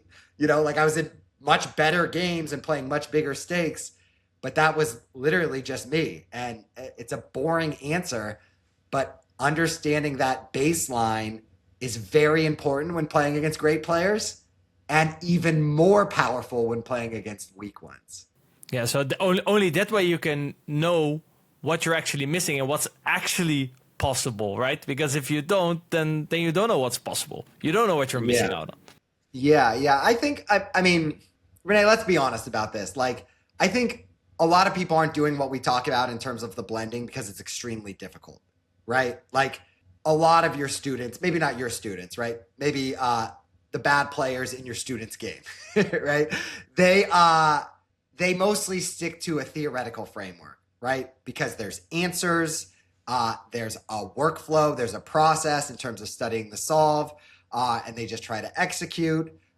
They're able to better emotionally digest certain hands because they can sort of lean on, well, this is what the solver said, whatever the case may be. There's still some sort of exploit heavy guys out there, from my generation, but they have, sort of different issues. But to be able to truly blend them and to be able to assign the appropriate relative weight is a remarkably difficult thing to do. It reminds me of, Doug Polk's a good friend, and we have this conversation like all the time, and he mostly just leans like heavily towards the theory and whatever. And we have very cordial but passionate conversations about, this exact thing. But I think it ultimately kind of comes down to like ego, honestly. Like, I have the ego to believe that I'm not going to over exploit. I'm not going to make exploits when I don't have the data to do it. And when I do think I have like enough data points to go for a small exploit, or even more and more powerful data to go for big exploits, like I'm going to go for it. I'm going to execute it, whereas like, I think Doug, a lot of players, maybe they're just like a bit more humble and they say, well, I don't, and maybe I'm not as like so supremely confident, in some of these things. In one of our recent conversations about it, Doug brought up a really great point. That's just so true. He's like, even if that is accurate, Garrett, like even if he got on board with what I was saying, like you're just going to like steer so many mediocre poker players in the wrong direction with that kind of mindset. I have no good response for that. I think that is spot on.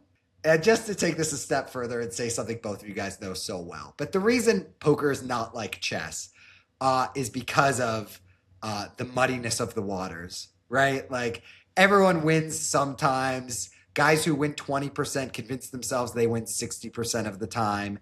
Everyone thinks they're so much better at poker than they are, myself included, for sure, right? These incredibly muddy waters make what I just described so much more dangerous, right? Because who can and should really trust in their ability to accurately develop, integrate, and then execute specific exploits against their opponents, right? It's a very, very slippery slope, and yet you guys know this all too well. This is like what makes poker so beautiful. It is so incredibly complicated.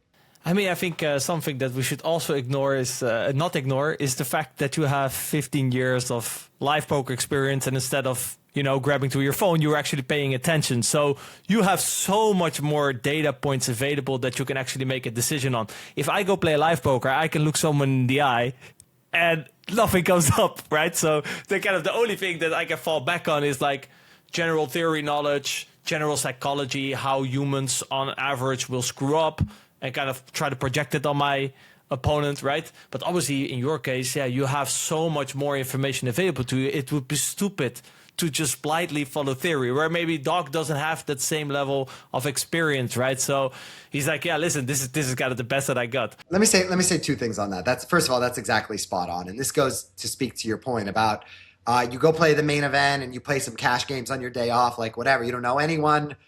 Everyone looks competent enough. Like, there's nothing to do. There's nothing to do. Like you just essentially just execute theory the best you can until you have some sort of information, and then maybe you make some very small exploits, whatever the case may be. Now I want to contrast that with my live career since 2017. It couldn't be more night and day. I played in the sickest games where I got to see their whole cards in every hand after the session, and it was often the same opponents for years and years. And this is where I speak to, like, is Garrett some sort of exploit or live read legend? Who knows? Like, maybe hundreds, maybe thousands of good players, if they were given those, handed to me is a little unfair. There's a lot of different things, like a lot of politics, whatever, that went into to getting and keeping seats in those games. But from the poker standpoint, if they were given that situation, they also might absolutely shred in the way I did.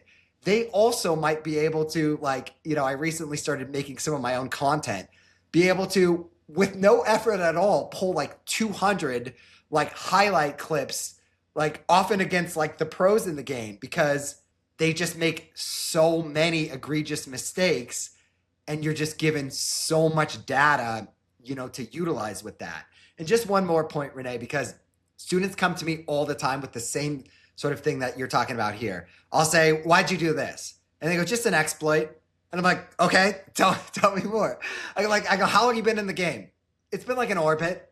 Like, what are we talking about here? Like, how do you have an exploit when it's an orbit? He goes, "Well, I don't know." Like, and then he describes the guy, and guys that look like this, like, and it's like, it's just way too strong of a deviation with way too little information.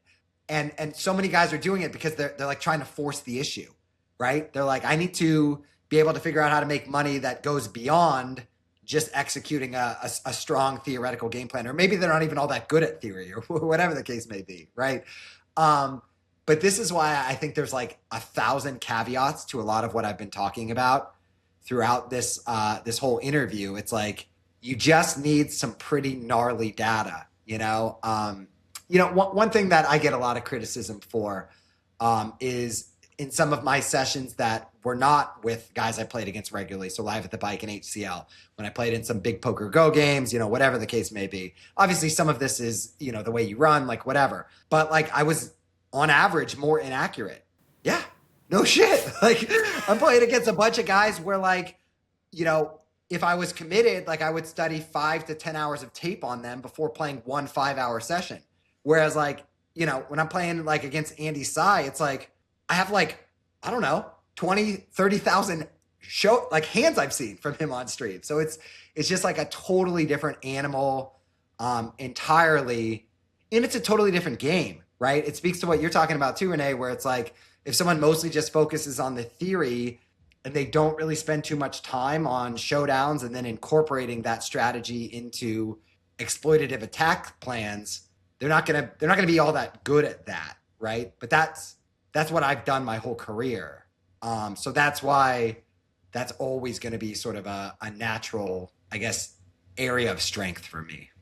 One thing I will add to that, though, like, for example, it is not an excuse. Like, this is what I do sometimes. Then obviously it's like, oh yeah, I don't know anything about this player, but in the meantime he has played 50 sessions with him. I'm like, okay, at some point it's a mistake that you don't know anything about this player. Like, the first time, okay, stick to theory.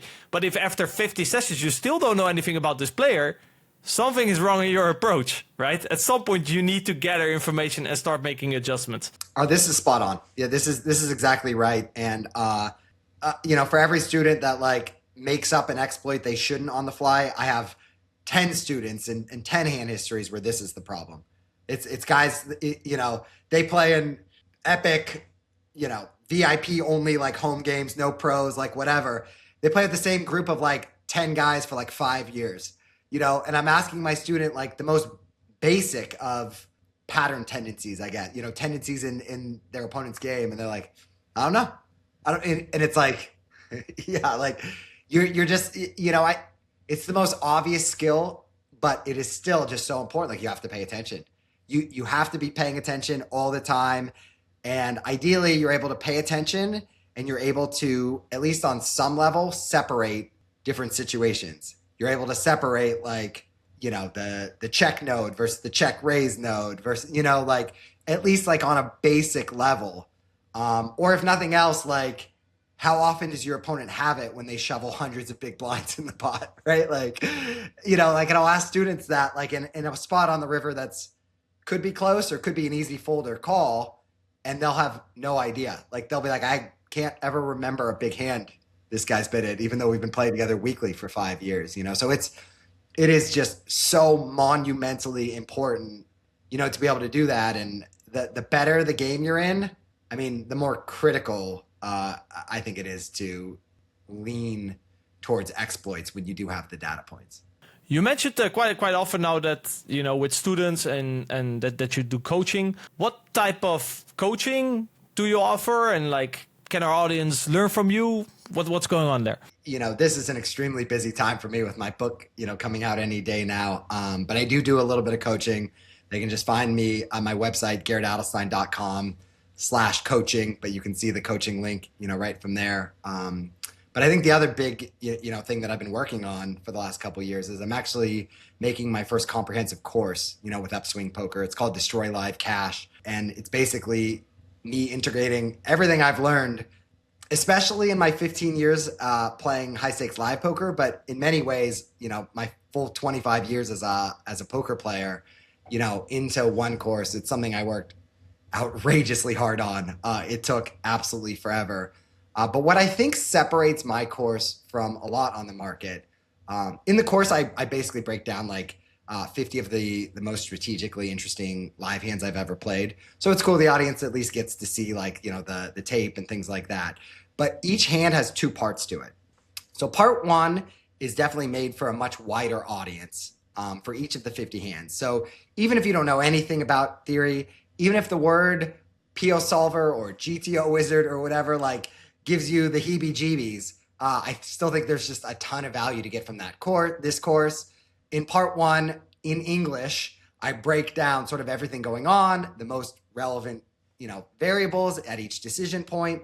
And it's spoken in a way that I would say intermediate players can largely follow and largely understand.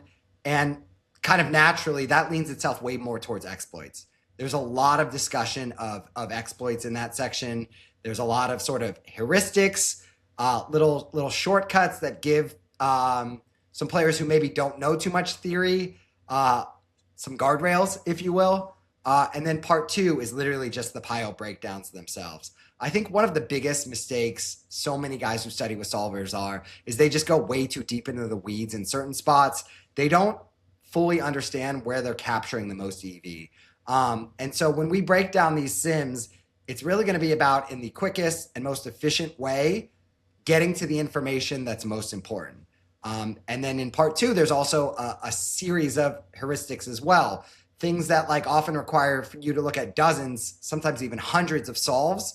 And I can sort of give, the purchasers the answer, if you will, sometimes in a sentence or two. I think heuristics, especially in solver land, are just so important, because ultimately for some of you, this information is quite dry. It can be quite complicated. And so I think distilling all of that in really sort of easy to understand ways, I think it adds a lot of value, and it hopefully will appeal to a really wide and diverse audience. Rene, we've kind of been speaking on the GTO and the theory crowd and the crowd that leans more on exploits. I think there's a real happy medium here. And what I would challenge those who watch the course to do is, if you lean towards one, if you excel at one, watch the other section. Commit yourself to improving some with the others. There was a time in my career where I didn't think I needed or wanted, or just the idea of beginning, solver study work was just like the end of the world. And obviously things changed over time. So yeah, like I said, I also hope it answers that question, right? That a lot of guys have, like, okay, how do I apply the solver to the live games, right? So I'm very curious for it. We'll definitely check it out. We talked a lot about like improving as a player, right? And especially in online, it's as easy as, okay, well, you want to make more money in poker, you get technically better, and therefore, you make more money. In live poker, you could say actually kind of the opposite is true, right? The better you get. If I go to Vegas in the summer, like I went a couple of years ago, they see me coming, they're like, no seat for you, buddy, right? That's kind of how live poker works. And you seem to realize this already kind of since the beginning, that if you wanted to have longevity in live poker, that simply being good wasn't enough, or like I said, it could even hinder you, but you had to find ways to add value to the game. Now I'm curious, what does adding value to a game actually mean? Yeah, I mean, it can mean a lot of different things. If you're, I'll just use a name like people know, it's like not like a secret or something, but if you're someone like Andrew Roble and you have a stellar reputation and an incredible network, and you organize all the games and you do a million different things, it doesn't matter that you're one of the best live players of all time, right? You're still adding value to the game. You're bringing all these other people who just want to gamble for a lot of money together. In my case, and I don't say this in any sort of holier than thou sort of way, But there was just a lot of things about game running myself that I never had an interest in. I just never had an interest in building games myself. And so when we got to 2016, 2017, and I thought about leaving poker again, I was definitely between a rock and a hard place. And that's when I started playing on Live at the Bike, and there was this like immediate response from the fans. The games were good. Feldman was desperate to have me in the lineup every week. It allowed me to reinvent myself again. It allowed me to realize this is how I can add value. Specifically, I add value to Live at the Bike as a company through increased ad revenue, subscriptions, and on and on and on. But really, my customer since 2017, far more than losing poker players, is the audience. Like, the audience is what has protected my seats in lucrative live games for years and years and years. I played at the Lodge like a month ago, and both games were just bananas. They were just so good, right? And if it wasn't for building an audience and continuing to do whatever I could to give back to them so that they continue to want to watch me, that's really what allowed me longevity, in my career. And that's a slippery slope. I think being so committed to a bunch of faceless aliases on the internet. And during Jack 4, that went sideways for me quite a bit. But ultimately, that's how I've been able to add value, And so, there's a lot of people that assume that I'm out playing in all of these underground, not live stream games. No, I can't add value to those situations. This is why live streams are at this point kind of the only games, I can get into, because I don't want to do any game running or, whatever, sell pieces to try to get seats in certain games and whatever. But I mean, we can also just call it what it is. It's very difficult to build a lucrative career playing high stakes live poker in 2026. I think that a lot of young players are very misguided in that way, that they think if they just get good enough and they play the politics game well enough, that they can ultimately have a career like I had. In most cases, that's just not going to be the case. It was a lot of right place, right time kind of thing for me. Even streams themselves, I would say are not nearly as big now as they were in 2021, 2022, when Hustler Casino Live, first started, the first year and change since that show began and I played on the show. I mean, that was just really a really massive area for streaming live cash poker, and so again, probably some good fortune there for me. Yeah, sometimes, it's also I think you have to, it's more fair if you compare, okay, what's the earning potential now and do I get the maximum out of that at the moment? Actually, this reminds me, I think it was 2017. So it's probably something like that. I had a call with a buddy of mine. A friend of mine just made $1 million playing online cash. And we were like, how do you make $1 million playing online cash? And that was a couple years ago. He said, well, if you look at the volume now compared to the volume back then, there was simply more high stakes volume running and the games were softer. So it's harder to do now, right? So maybe focus on, okay, well, now how can I make 500K? Because that's actually more realistic. You did actually mention that, you were fortunate that you had a couple of good spots. For example, you mentioned this heads-up match against the aggro banker that comes to mind. You have played in games prior to streams that, not everyone get into, while you were not interested in running games yourself. So what type of value were you adding? Why, for example, did this banker guy wanted to play you? Just to throw out an example. Yeah, it's a great example. I think that one's probably just a one-off, where I'm sure there was something about me that made him want to play me and play for hundreds of hours against me. The details I mostly want to save for the book, but there was some good fortune there. He beat me the first couple times we played heads up. That played a big role. I think that our personalities were such that he kind of fed off my competitive drive. He also was an extremely competitive person. So there was this quiet agreement between the two of us that we wanted to rip each other's heads off when it came to the chips, despite having a friendly, of course, relationship and things like that. So again, I think that there's a lot of luck in that, but also, yeah, there was, of course, a lot of politics that went into getting him to agree to play against me and continue to agree to play against me when, of course, like every above average player in the world would want to play any amount of stakes and they would just sell off 90, 98, whatever percent. So it's a little bit of everything. I definitely think it's oversimplified to say like the only way I've added value to poker games is when the cameras are rolling and by attracting an audience. Again, my consistent live career began in 2012. So I quickly became like quite seasoned at, doing things that A, made the table more enjoyable, B, were a lot more fun for me, and C, probably like led to, some more like lucrative opportunities, and it's weird because what I'm describing is kind of just like being a human. And in poker, like we often like, we lose our humanity, like to deal with losses, you lose your humanity, you try to just be stoic. And then I think the analytical way in which a lot of poker players think is like they try to run some sort of EV calculation in terms of like how to interact with other humans. It's not really like that.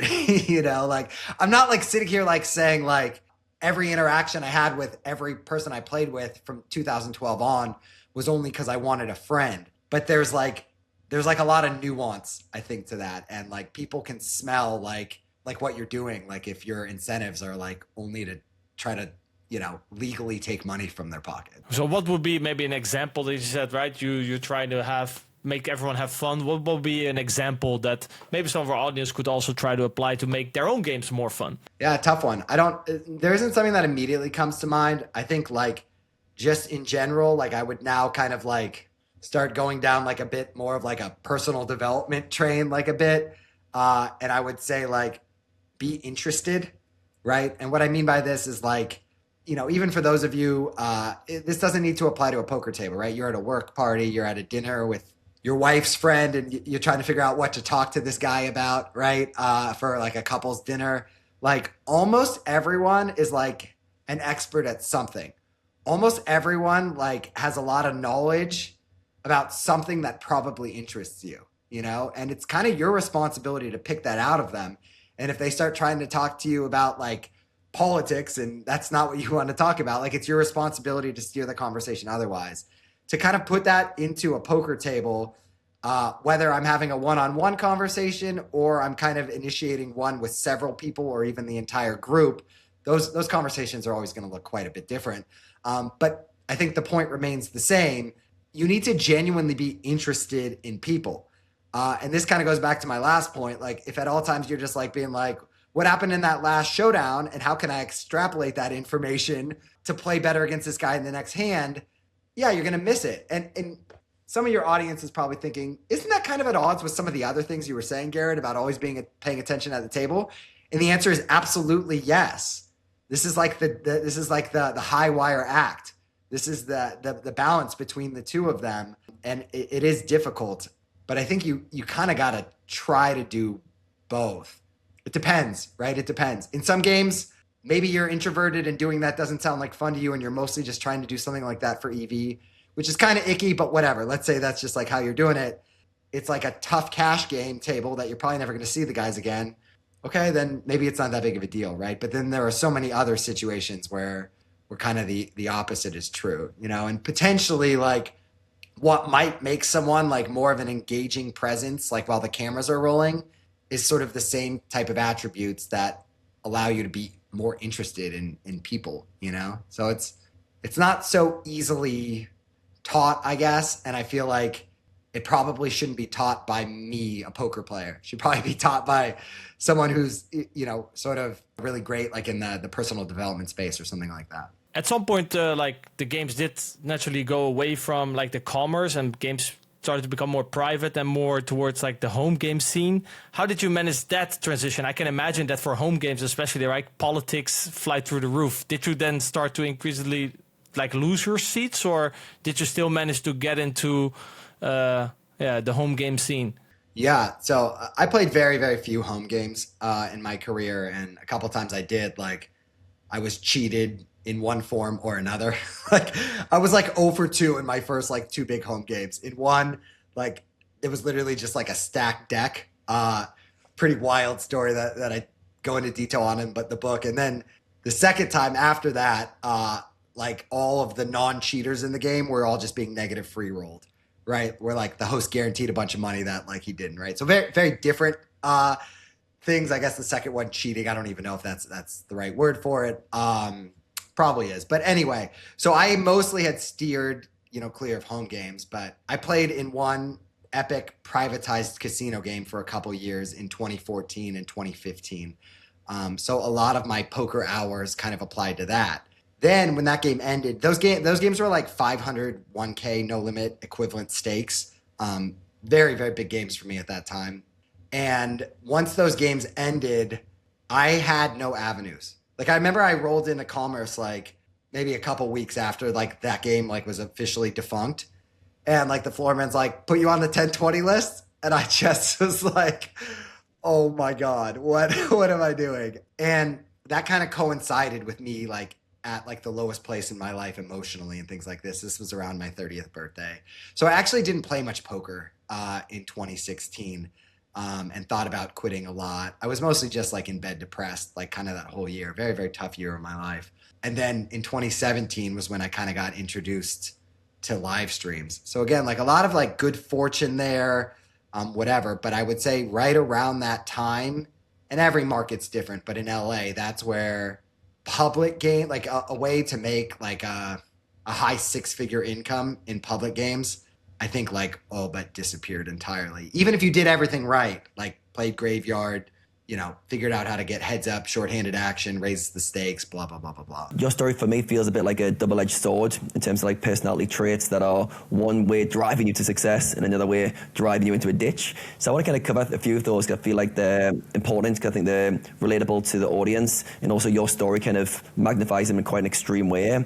So the first one is obsession and your obsessive drive. And I feel with this, the first question that comes to mind is, how much do you need to be obsessed in order to get far in life? Do you need that phase of going all in, full one dimension, in order to actually get the benefits later? Yeah, obsession is a word that I think like is kind of like synonymous with my identity. I was obsessed with poker in large part like throughout my whole career. And I've been obsessed with this book for the last 4 years.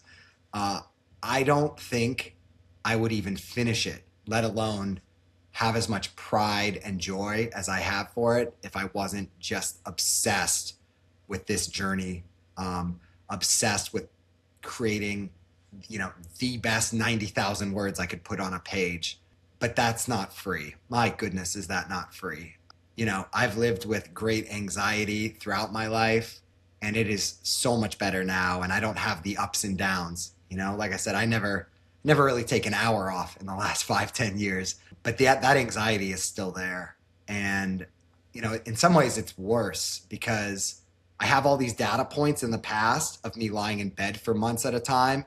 And so at all times, my brain is going, if you don't do the next thing, you're going right to bed for 6 months, And so my brain is like constantly churning in that way.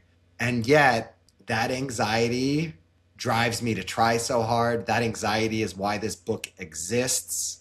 So it's a little bit of everything. I tell my wife these days several times a week, like I promise I'm going to slow down like once we're past, the early parts of this book. And she's probably right when she says like, I doubt it, because it's just like my nature. Like no matter how big this book is, no matter how well it does, like I'll probably be chasing something else really big soon, and I'll probably be obsessed with that as well. In some ways, obsession is a gift.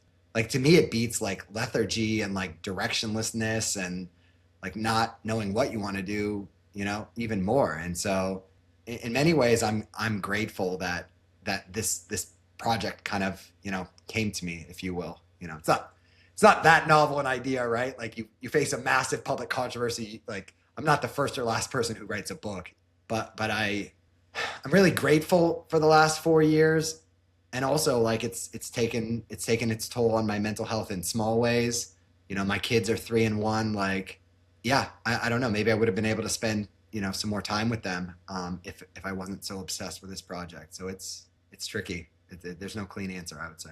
Yeah, I think for you, we can definitely see the positive side of obsession, and I think you've done a really good job of finding that kind of sweet spot of talking about how there's also a dark side. It leads to anxiety, it leads to not having that life balance, but on some levels it's a part of who you are, and it just drives a lot of positive action, a lot of movement towards your goals. It's just getting that kind of balance right for yourself, and I think you've done a really nice job of kind of teaching your lessons of how you've tried to find that balance over time and not being fully as immersed as you had been in the past. But also, it's tricky. It's a challenge. There's no off button to obsession. If you've got it, it's a gift. But also, there's a challenge to kind of to balance with that. Which leads into the second double-edged sword I've pointed out for you, which is the hunger for success. And this leads in with where obsession can take you. I feel like it's never done. I always want more. And for some levels, this is going to drive you towards your goals, but also on the flip side, the hunger for success. I often see that with people taking more risk, maybe not satisfied with where they are, maybe arriving somewhere not being happy, which I think was your journey. So what's it like to arrive somewhere, that hunger for success, to get to success and not get the fulfillment that you expected? Yeah, I mean, well, I think any answer has to begin with how we define success, right? Now, of course, like that definition is going to drastically alter for everyone, and my answer has shifted tremendously, throughout my life. And I think this is kind of part of like the many identities like I dealt with, throughout my life. But one of those identities at one point was like, just like ethically making as much money as I possibly could in poker, that would equal success, and success equals happy. But I don't really like that word happy. I don't totally know what it means. I'm not sure like happy is totally a goal for me. I think like living with greater peace is like a better phrasing for me specifically. And to me, there's nothing like that would be more successful for me, than that. And so I think that's really kind of how I define success. As poker players, we quantitatively measure everything, right? So if we just say like on a scale of 1 to 10, 1 being deeply depressed and 10 being like incredibly happy, like the thing I think I'm most proud of, like in the last 5-10 years of my life, is like I rarely dip below a 3, right? Now 3 is not some great score, right? But what 3 is it's not 0 or 1 or whatever the lowest number is in this scale. And I think by being able to maintain a 3 basically always, and like a 5 plus 90% of the time, to me that's success.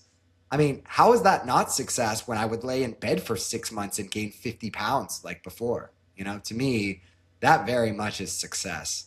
And so I think by that measure, I think I've been, quite successful. I think success maybe in another way is like waking up and feeling like a real passion for what you're going to do. And every day for years, I woke up scared to death. But man, I was hungry. I was hungry to write this book. Like I was hungry to share my story with the world. And I think feeling like you have meaning in your days, it's a pretty good measure for success as well. Yeah, it's interesting because you mentioned a few different things there. One was arriving at a place of peace. That's more aligned with what success really is. But often we try to fill that peace with other things by getting achievements. And hunger implies you lack. When you're hungry, you lack food. So you go chase it. So often we're chasing something that we feel like we lack. And like the big journey is to realize, wait a second, like those external things aren't the thing. I need to do some work on myself to arrive at a peaceful place. And then from there, I can still be obsessive. I can still have drives, but I'm not doing them to fulfill some external needs. And you mentioned something interesting there, like I think mini identities. I really like that analogy because it's almost like we live our lives through these mini identities that are trying to fulfill their little games. Then we complete that game and like, that's not the thing, cross that one off. Then another mini identity forms, like, oh, this is the thing. That's not the thing, cross that one off. And at some point you arrive at, all those little mini identities, they've all played out, now it's just me. Who am I? And you get to know yourself a bit better, and you realize it's a much simpler version who can still be driven, still have those same drives, but they're not kind of driving everything, if that makes sense. So really interesting. And the final one I just want to go into, which we've touched on a little bit, but not fully, is perfectionism. I've heard you describe yourself as obsessive about making the best possible decisions. So I'm curious with this, I know a lot of players struggle with this personality trait because when they make mistakes, they're very hard on themselves. They judge themselves super hard, which creates this very toxic environment of berating themselves, and it doesn't lead to a constructive self-growth. So for you, how have you learned to get that balance between having high standards, but also not beating yourself up too much? Yeah, I would say the psychological tools I've developed over the years probably like are like first and foremost. I briefly touched on something called CBT, cognitive behavioral therapy. I'm not going to go down a psychological rabbit hole, which might be a little bit dry, but in short, like perfectionism is like kind of the biggest and most common one, where basically like when you do something, like your result could be anything from 1 to 100, and like a perfectionist sees 99 or 98 or any other number that's not 100 and be like, I fucked up, like I failed, and it's just objectively inaccurate, right? And as someone who's really prided myself on being a logical and rational thinker, perfectionism is completely irrational. Like there's no logical framework for it. And this is why I love CBT so much. It's not woo-woo. It's not like you don't need to like convince yourself of anything. It's just like finding the reality, the truth about situations. And this is why I'm so outspoken about perfectionism being a disease, a problem, something that for everyone will work against you more than it works for you. I assure you, and I used to think, oh, this is what made me special. Like the reason I'm good at things, the reason like why I accomplish things better than other people is because I'm a perfectionist. It's not true at all. It's like not true at all. Like in my 20s, I would do things incredibly well half the time and then lay in bed half the time. You think anyone was outperforming me being in bed half the time? Of course, like a lot of people, right?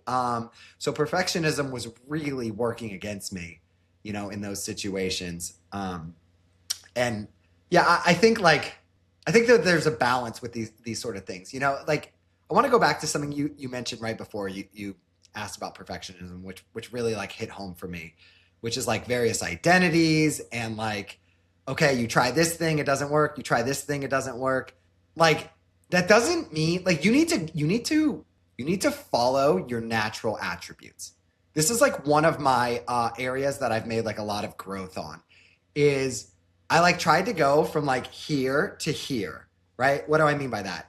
Everything was like based on like achievement, tangible goals, being the best poker player, biggest number in my bank account, to like money doesn't matter, winning doesn't matter, competing doesn't matter.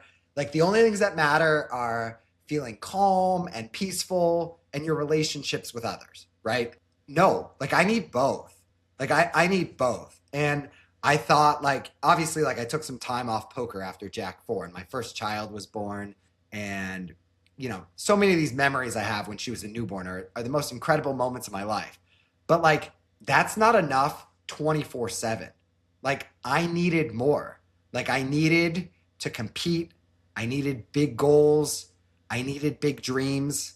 I specifically needed a way to figure out how to manage my anxiety and perfectionism and all these other issues that have some pros and some cons and probably more cons than pros, while still being able to push forward with big goals. Because what I found is when I try to just chill, when I try to just like, the only goal is to like zen out, I'm a mess, dude. Like I'm a mess. Like it's not enough because of my internal wiring. And so again, this is where I would challenge all the listeners, like be honest with yourself about your internal wiring. Like, and if you're wired like me to just like not chase big goals, like isn't it? Maybe the big goal like needs to be something that's not, money centric, that like the profit ceiling is a joke compared to high stakes poker. But there's ways I think to chase big goals, or as you kind of put it, like success, that maybe are a lot more healthy, a lot more sustainable, and could potentially bring like a lot of meaning, to your life, but it's very person dependent. Let me say one more thing and then I'll shut up. Right. Which is like, there's a lot of poker lifers who are probably listening to what I'm saying and they don't really connect with what I'm talking about. Like they don't have any qualms about poker's zero-sum nature. Like they just love the game. They're not really thinking about that. Like I'm not better than them. I'm not more enlightened than them. We just think about it like differently. And the reality is the way poker works has always bothered me, and over the years has bothered me more and more and more, especially given how predatory high stakes live poker is, and this is why I ended up taking a hard right turn for the last 4 years. Yeah, and we can see how far you've had the conflict. Just, I think it was Rene picked out a quote from 2006 where you were having that conflict between like playing live poker back then. But I think as you're speaking there, it's really important to be self-aware. There's many paths you can have to success for you personally. You just got to align it with your drives, your personality, your kind of temperaments, and then you can find that way to navigate it. As you were speaking as well, I was thinking of Aristotle had a concept like 2,000 years ago called the golden mean, which is like the sweet spot between extremes. So you have like the extreme end on one side and the extreme on the other side, and there's like a golden mean of a desirable character trait. And almost everything in life exists on a spectrum of really passive to really aggressive, and your goal is to kind of find that happy medium for yourself. You might still be on the higher edge of that kind of midpoint, but trying to find the kind of more balanced point to your extremes, and we all have extremes in passivity and extremes in kind of more aggressive tendencies. So yeah, it was just interesting to hear you speak, 'cause I feel like your story's been really a journey of that, a journey of how to get past excess, past obsession, but also find that place for yourself where you're living in this authentic version of yourself. So the stream games seemed to have solved two big issues for you. There was the game integrity, right? You tried the home games, but you read 2 out of 2 in getting cheated. And game access, which also started to become a problem. On that last part, a stream game is still usually filled with recreational players, right? So how does a strong professional continue getting invited to great games, and how did you have to reinvent yourself again to have access and be able to play? Yeah, I think this is where I think a lot of pros are sort of, misguided. They're like trying to like pander to the biggest recs in the game. Some recs like maybe want that. A lot of others like sniff that out, and like it actually like just grosses them out and like makes them not want to play with like the guys who like are disingenuously kissing their ass. And then there's a big segment of recs, I think, who play live streams who don't really care. Like the game runner, the host, the producer of the show, whatever, tells them when to show up and they show up, Then there's a segment of guys that spend all their time brown-nosing the host or producer of the games. I also think that's a pretty misguided strategy. If the host is any good at what they're doing, they just want the show to thrive, right? And so for the show to thrive, like the audience just needs to like you, right? Needs to want to watch you. This isn't groundbreaking or whatever. You see most guys who get seats on the best live streams, they play wild now, right? They play super wild, etc. But I think there's a real art to that too. And actually, surprisingly just because it's such a small niche, but a lot of my students specifically come from live stream games. And they're specific, there's a lot of holes in a lot of their games, but the biggest one that they come to me with a lot is, how do I split the difference? How do I give the illusion, or for real or whatever, of like being action enough that the audience insists I play, while not like bleeding EV all over the place, right? And I think that there's like a real art to that as well, right? As an example, like, calling a raise in the big blind where you're losing like a fraction of one big blind, right? Probably a perfectly fine spot to call, right? But like someone raises, another guy 3 bets, and you're like in the cutoff, and you have like queen 9 suited and like 2 super pros in the blinds like behind you, probably not a great spot to cold call a 3 bet, right? Just giving like some like very obscure example about, there's just all these different spots that I think are very high leverage. And others where like you're probably just spewing, And I think another thing too that, can help people get and keep seats in live streams specifically is you want to be thinking about virality. What do I mean by that? I think a lot of what the audience liked about me actually didn't come from the guys who watched 6-hour live streams.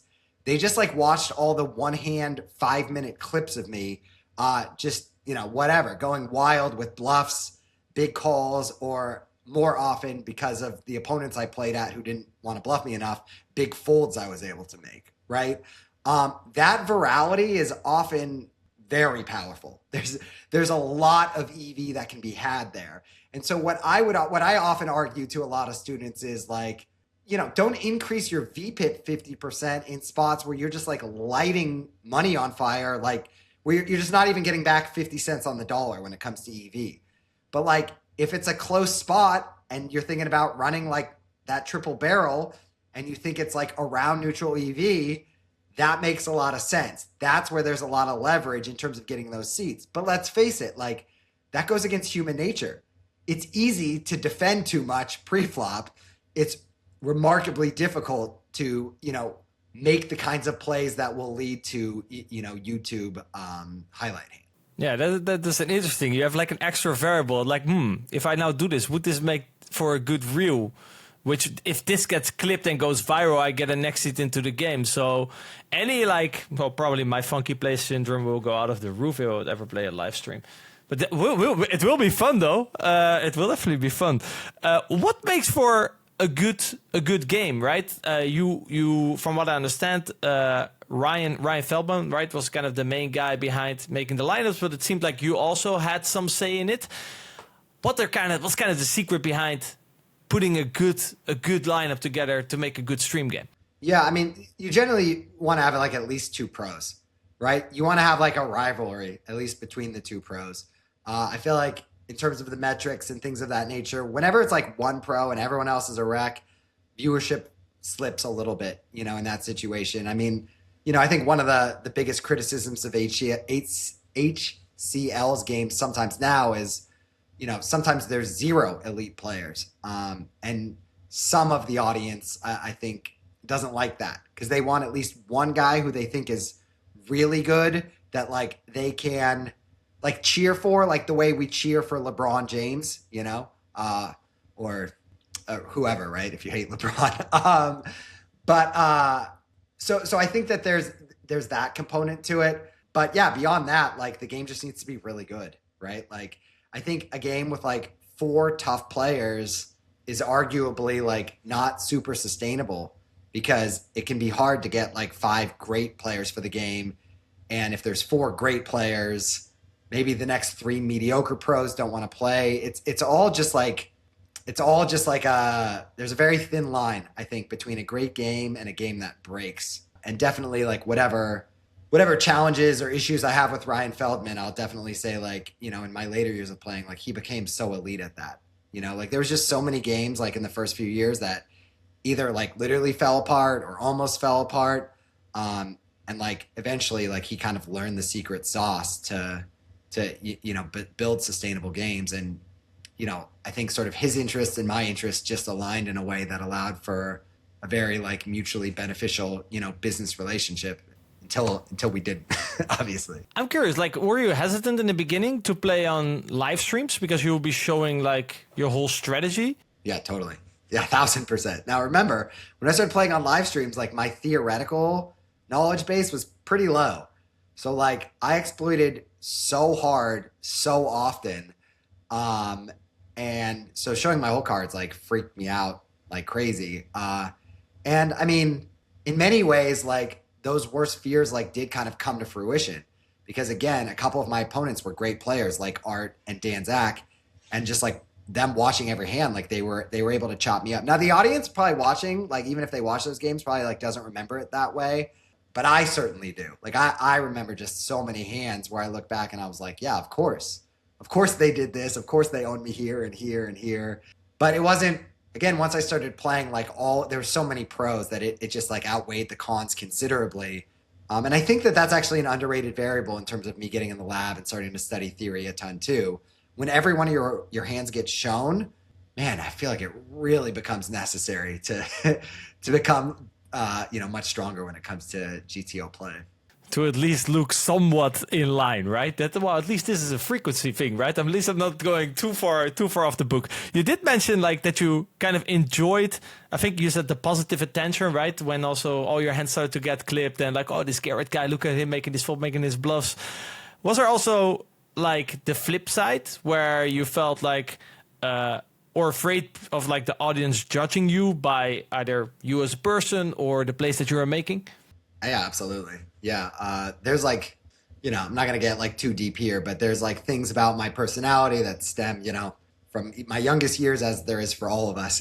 A lot of who we are stems from our early years.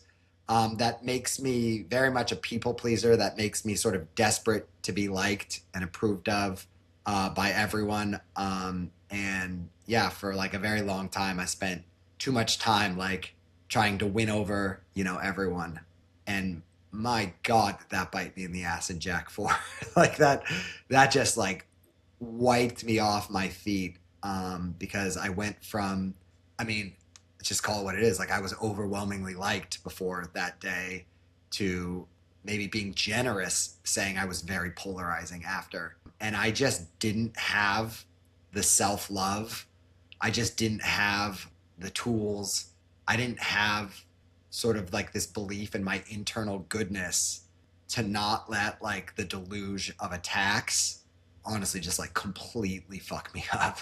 And yeah, I mean, like some people watching maybe get it and some go, bro, you got potentially cheated in a poker hand. Like, stop crying. And I can see both sides of it. But the kind of truth remains, like, it just like completely like knocked me off my feet and took me a long time to make sense and to make peace of that situation. And I mean, the final chapters of my book took me over a year to write because I just didn't have the psychological insights to write them, until, the end of 2025, actually. No, having this conversation with you, it actually makes a lot of sense, right? Especially if, you have this whole following that likes you and now suddenly there's an action or something happens. And like you said, at best, like some people at least have now polarizing thoughts, kind of your reputation. You don't lose only the money by getting cheated. You kind of also lose your reputation that you had or have on the stream, which obviously is hurts way more and is way more than the money that is involved in one individual hand like that. Yeah, I mean, reputation, I don't know. And hopefully, with a lot of, things I'm going to be releasing, first and foremost, the book, hopefully sort of whatever questions, I think a lot of people might still have about Jack 4. I think it's going to give a lot of people a lot of answers. I guess kind of what I meant to say was like the fear of that could hurt your reputation. Yeah. I mean, honestly, though, I think it goes beyond reputation. Like, it was like my identity. Like, it's like embarrassing to say, but like my identity was deeply tied to being this like, guy that like everybody like tuned in for, once or twice a week to like cheer for in these like great poker games where I would own a bunch of like not elite poker players. And like when that was taken from me in a lot of different ways, right? I mean, quite literally, like obviously, like I wasn't going to be playing on that show anymore.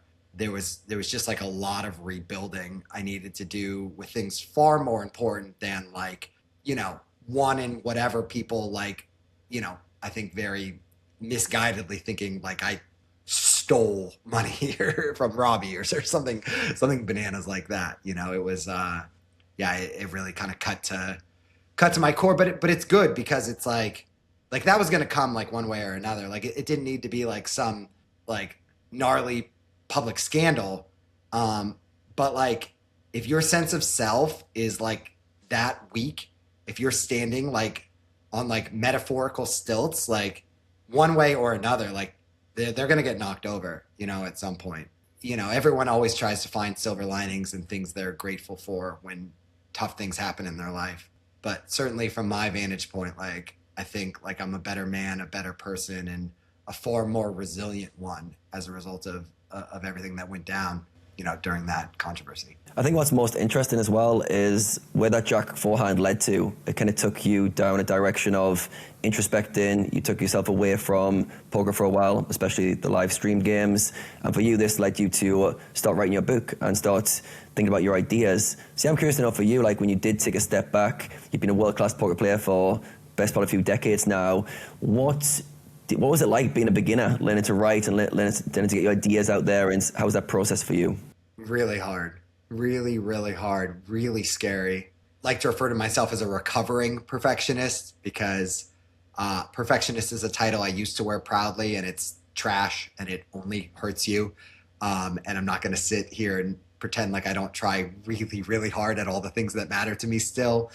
But you can imagine like as like never being a professional writer and only kind of, doing it as a hobby, how scary that would be. And I think the main thing is my book is a gamble. It's a gamble for my publisher who, took it on. It's what sort of data is there in the book market that this book like has a demand, right? Like poker books are poker strategy books, right? Maybe there's like a little bit of books that have sold like with a little bit of sales, like like Greenstein or Mattisau or whatever, but like the reality is like poker books like almost never break out. Maria Konnikova wrote by far the biggest poker book, but it's basically like an outsider like learning about this world, and applying sort of a lot of academic concepts to it. So to write like a deeply personal memoir, it was a gamble every day, and every day I'd go to my office being like, I don't think I can write. And even if I can write, and even if I do see this thing to the finish line, like who the fuck is going to read this? It was a really, really terrifying journey, but also like, because we're at nearly the finish line, an incredibly, rewarding one. And I think it just speaks to, I always had these fantasies about like, quitting poker and like finding something that like wasn't like about making more money, like something that I was like deeply passionate about. And as the years went on, and Rene, you and I talked about this, like how I kind of kept getting sucked into poker, right? Like, well, Ryan Feldman called and the game was 100, 200. So I guess I'm a live stream pro now, and on and on and on. Right. I mean, 5 different times that happened to me. Like, I think that fantasy of really, seeing that through, like I could never make a fraction of as much money as an author as, I could as a high stakes poker player, but I have just such a passion for writing and had such a passion to hopefully be able to help people, by telling my story. My book is anything but look at me climb the poker mountain and like follow my journey and celebrate it like I'm like this hero protagonist. Like it is in so many ways a cautionary tale. It is in so many ways all the different things sort of, I went wrong. And I wish I could say that was mostly about my teens and my 20s, but I mean, that goes all the way through Jack 4. The reality is I was 36 years old when Jack 4 happened. Like I wasn't a kid anymore. And I made some pretty big mistakes in the way I handled that. And that's, that's hard. Like I've made peace with that now, but that's a tough thing. I think all 3 of us can agree, like in our biggest moments, we want to nail it. We want to nail it. And so there's, I think, a lot of learning lessons, when you don't in such a public way. We've been here 2.5 hours almost, so I want to be respectful of your time. You've got your book coming out in the next week or so, which is going to be beyond the cards, and it's going to be a really exciting journey for people to read this. Where's the best place people can go to keep track of the release and also to get their hands on it? Yeah, probably my website, just GarrettAdelstein.com. You can buy Beneath the Cards there. From my website, you can find all my socials too. My links to buy the book on Amazon and everywhere else is all over that website and all over my socials. I'm active on all of them. It's Garrett Adelstein Poker on Instagram, YouTube, Twitter, and Facebook. You can find me at all those. Got the book, got the course coming probably like a week after that. The book is dropping September 1st. Course will be right around a week after that. And then also have a fun little surprise Jack 4 video that'll drop later in 2026. So I've been way too busy, and it's just been crazy that like finally the world is going to see all of these projects that I've been quietly working on for 4 years. It is the sweat of a lifetime. So we'll see how it all goes. Excited for the big unveil. Yeah, we'll post all the links in the description so you can see those for the audience. And yes, final question on my side. The audience listening, if you could take yourself back to that ambitious 22-year-old, there'll be a lot of those listening right now, wanting money, wanting mastery, wanting to be the best. What would you want them to understand that's about the poker journey? I mean, I think in 2026, the first thing I would say is there's just like a lot easier paths. Like the game is just so tough now that I think if someone is skilled enough to build up like an 8-figure net worth in poker, there's probably better, easier, healthier, more sustainable ways to go about it. But if they were sort of committed to poker itself, I guess the challenge then becomes balance, like we've been talking about. It's figuring out a way to keep your hunger and your drive, your obsession even. I think if you're not obsessed in 2026, I don't think you're going to make it. Channel that, and also, however difficult, maybe nearly impossible, build a bunch of guardrails, build a life, build a garden, if you will, that gives you escape hatches, whether that's significant others, friends, family, when things don't go well that you can speak to. Certainly when I'm talking about just spending your time on other hobbies, things unrelated to poker, just getting away from the game sometimes. I mean, all of these things have kind of been central to my longevity. We've spoken about several periods where I didn't even play that much poker. And I think all of that in every situation, recharged my tank. It's interesting that you mentioned when I was 22. Maybe this is like a good place to end on, but, I went broke and, outside of my close friend, Jason, who I adore to this day, he gave me a 10K loan. I didn't tell anybody.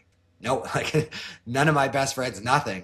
And many of them will learn for the very first time, like in the book. Great advice. Thank you so much for sharing your wisdom and your journey with us. Look forward to hearing more about it in the book. Like I said, we'll put all the description links in the show notes. You guys can check those out. And yeah, excited to see how it goes and the great unveil for you. Hopefully it goes to plan. Thank you, Garrett, for sharing your whole story on this podcast. Great stuff. Adam, what were your main takeaways of the conversation we had with Garrett? Yeah, I really enjoyed that one. You mentioned it being a cautionary tale, but I think it's also like an inspiring tale of someone who's gaining self-awareness through the poker journey. And for him, he's got this obsession, he's got this hunger, he's got this perfectionism, he's got this tolerance for risk that's very high from a young age. So you can see on one avenue, it could send him to the moon in terms of success, which it did, but also back into the depths of despair very quickly. And for him, his kind of whole journey was navigating those extremes and trying to find that kind of sweet spot where he could have success without killing himself, so to speak. So yeah, I really loved like how he was learning lessons about himself to still be obsessive, to still have that hunger for success, but to find that balance in terms of other things in life that allows him to enjoy life, not burn out, not be too one-dimensional. For him, he mentions having things outside of poker, very good to kind of balance the drives of being too obsessed. And yeah, I think at the end, the Jack 4 hand, which has obviously been talked about a lot, I really feel like the way he described it in terms of his identity was really challenged by what happened after that hand. And he mentioned like how he likes being liked, he's a people pleaser, he's always has been. So he was kind of there for a long time, and people were tuning in to watch him on the stream, and his personality was very likable, and the wider audience of poker very much gravitated towards him. Then all of a sudden that got challenged, and he mentioned like since that Jack 4, he's now more of a polarizing figure, and he had to come to terms with like losing that identity death. It's interesting when you think of identity feels very real. It's like a mental construct. When it's challenged, though, it can really feel like an actual death, like a psychological death, which feels really painful. And I know for himself, he's mentioned going from numb to pain, and him kind of switching between those.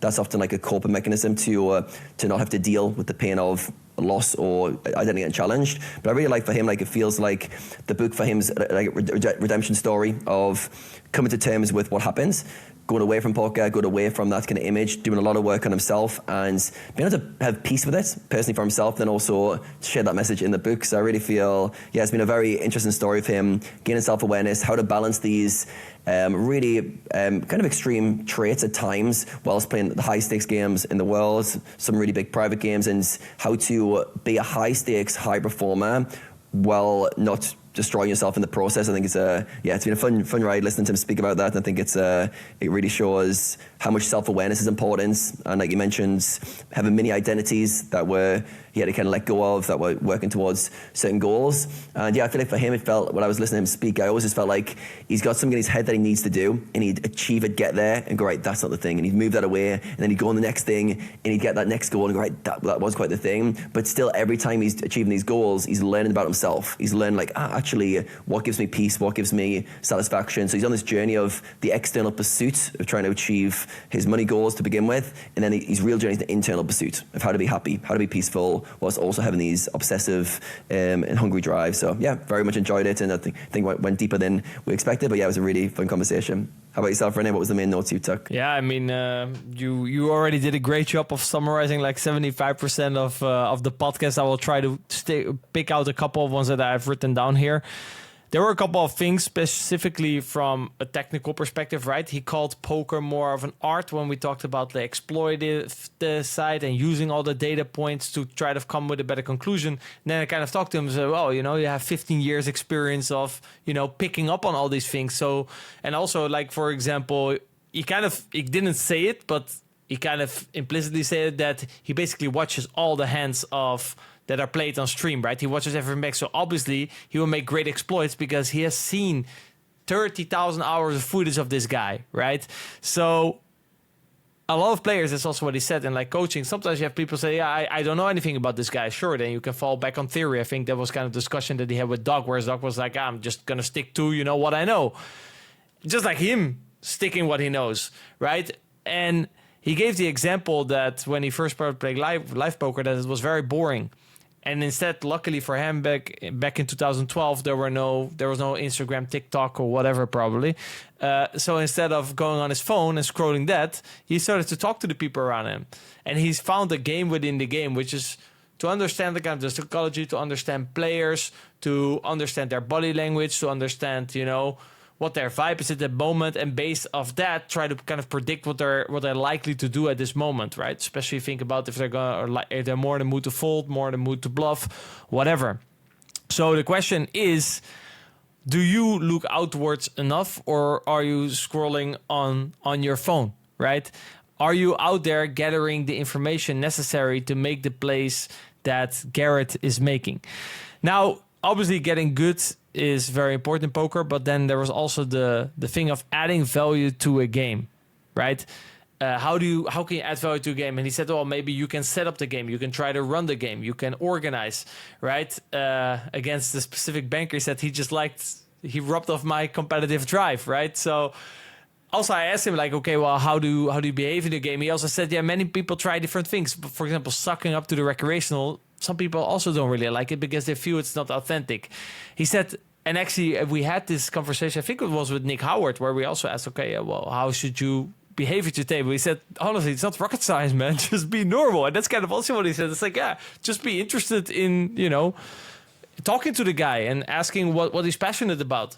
And I think this is also what Vladimir also said that we had on the podcast, also a live high stakes poker pro, said, yeah, just figure out what he's interested about and let him talk about it. That's how you make friends. I think this is really what it says in the book, How to Make Friends and Influence People. Figure out what they like and let them talk about themselves. People love it. So, it's not rocket science. That's how you can add value to the game. People obviously want to kind of mimic his journey, and he mentioned actually a couple of times, okay, you do have to realize, that if I now walk into commerce, I cannot repeat what I did because I was also there at the right time, at the right moment. So on one side, realizing that's harder now, I think it's true, but I think what's more true is, I don't think it's completely true actually. I think the opportunity is still there. Just to repeat exactly what he did might not work. The opportunity might have moved elsewhere, or is now a bit different. It's no longer the same. It's a different format. It's a different game. It's whatever, I'm sure these opportunities are still out there. They're now no longer at commerce, even if you do the graveyard grind, right? So there's also something that I would like to add. And in the end, he said, do not go through hard times alone. Like, he never really talked about working in a team. He seemed to be quite of a lone wolf. And that's actually, I think, something that he regretted. He said through his downswings that he didn't talk to anyone. So kind of highlights again the importance of having the right people around you. I mean, plenty of good stuff. If you liked this episode, guys, leave a thumbs up and subscribe to the channel. All the links to Garrett's social, the book, the course in the description down below. Also, shout out to our sponsor, Hand to Note. Want to thank my co-host Adam. Want to thank Garrett again. I want to thank you guys for tuning in and making it all the way to the end. And I'll see you guys in the next episode.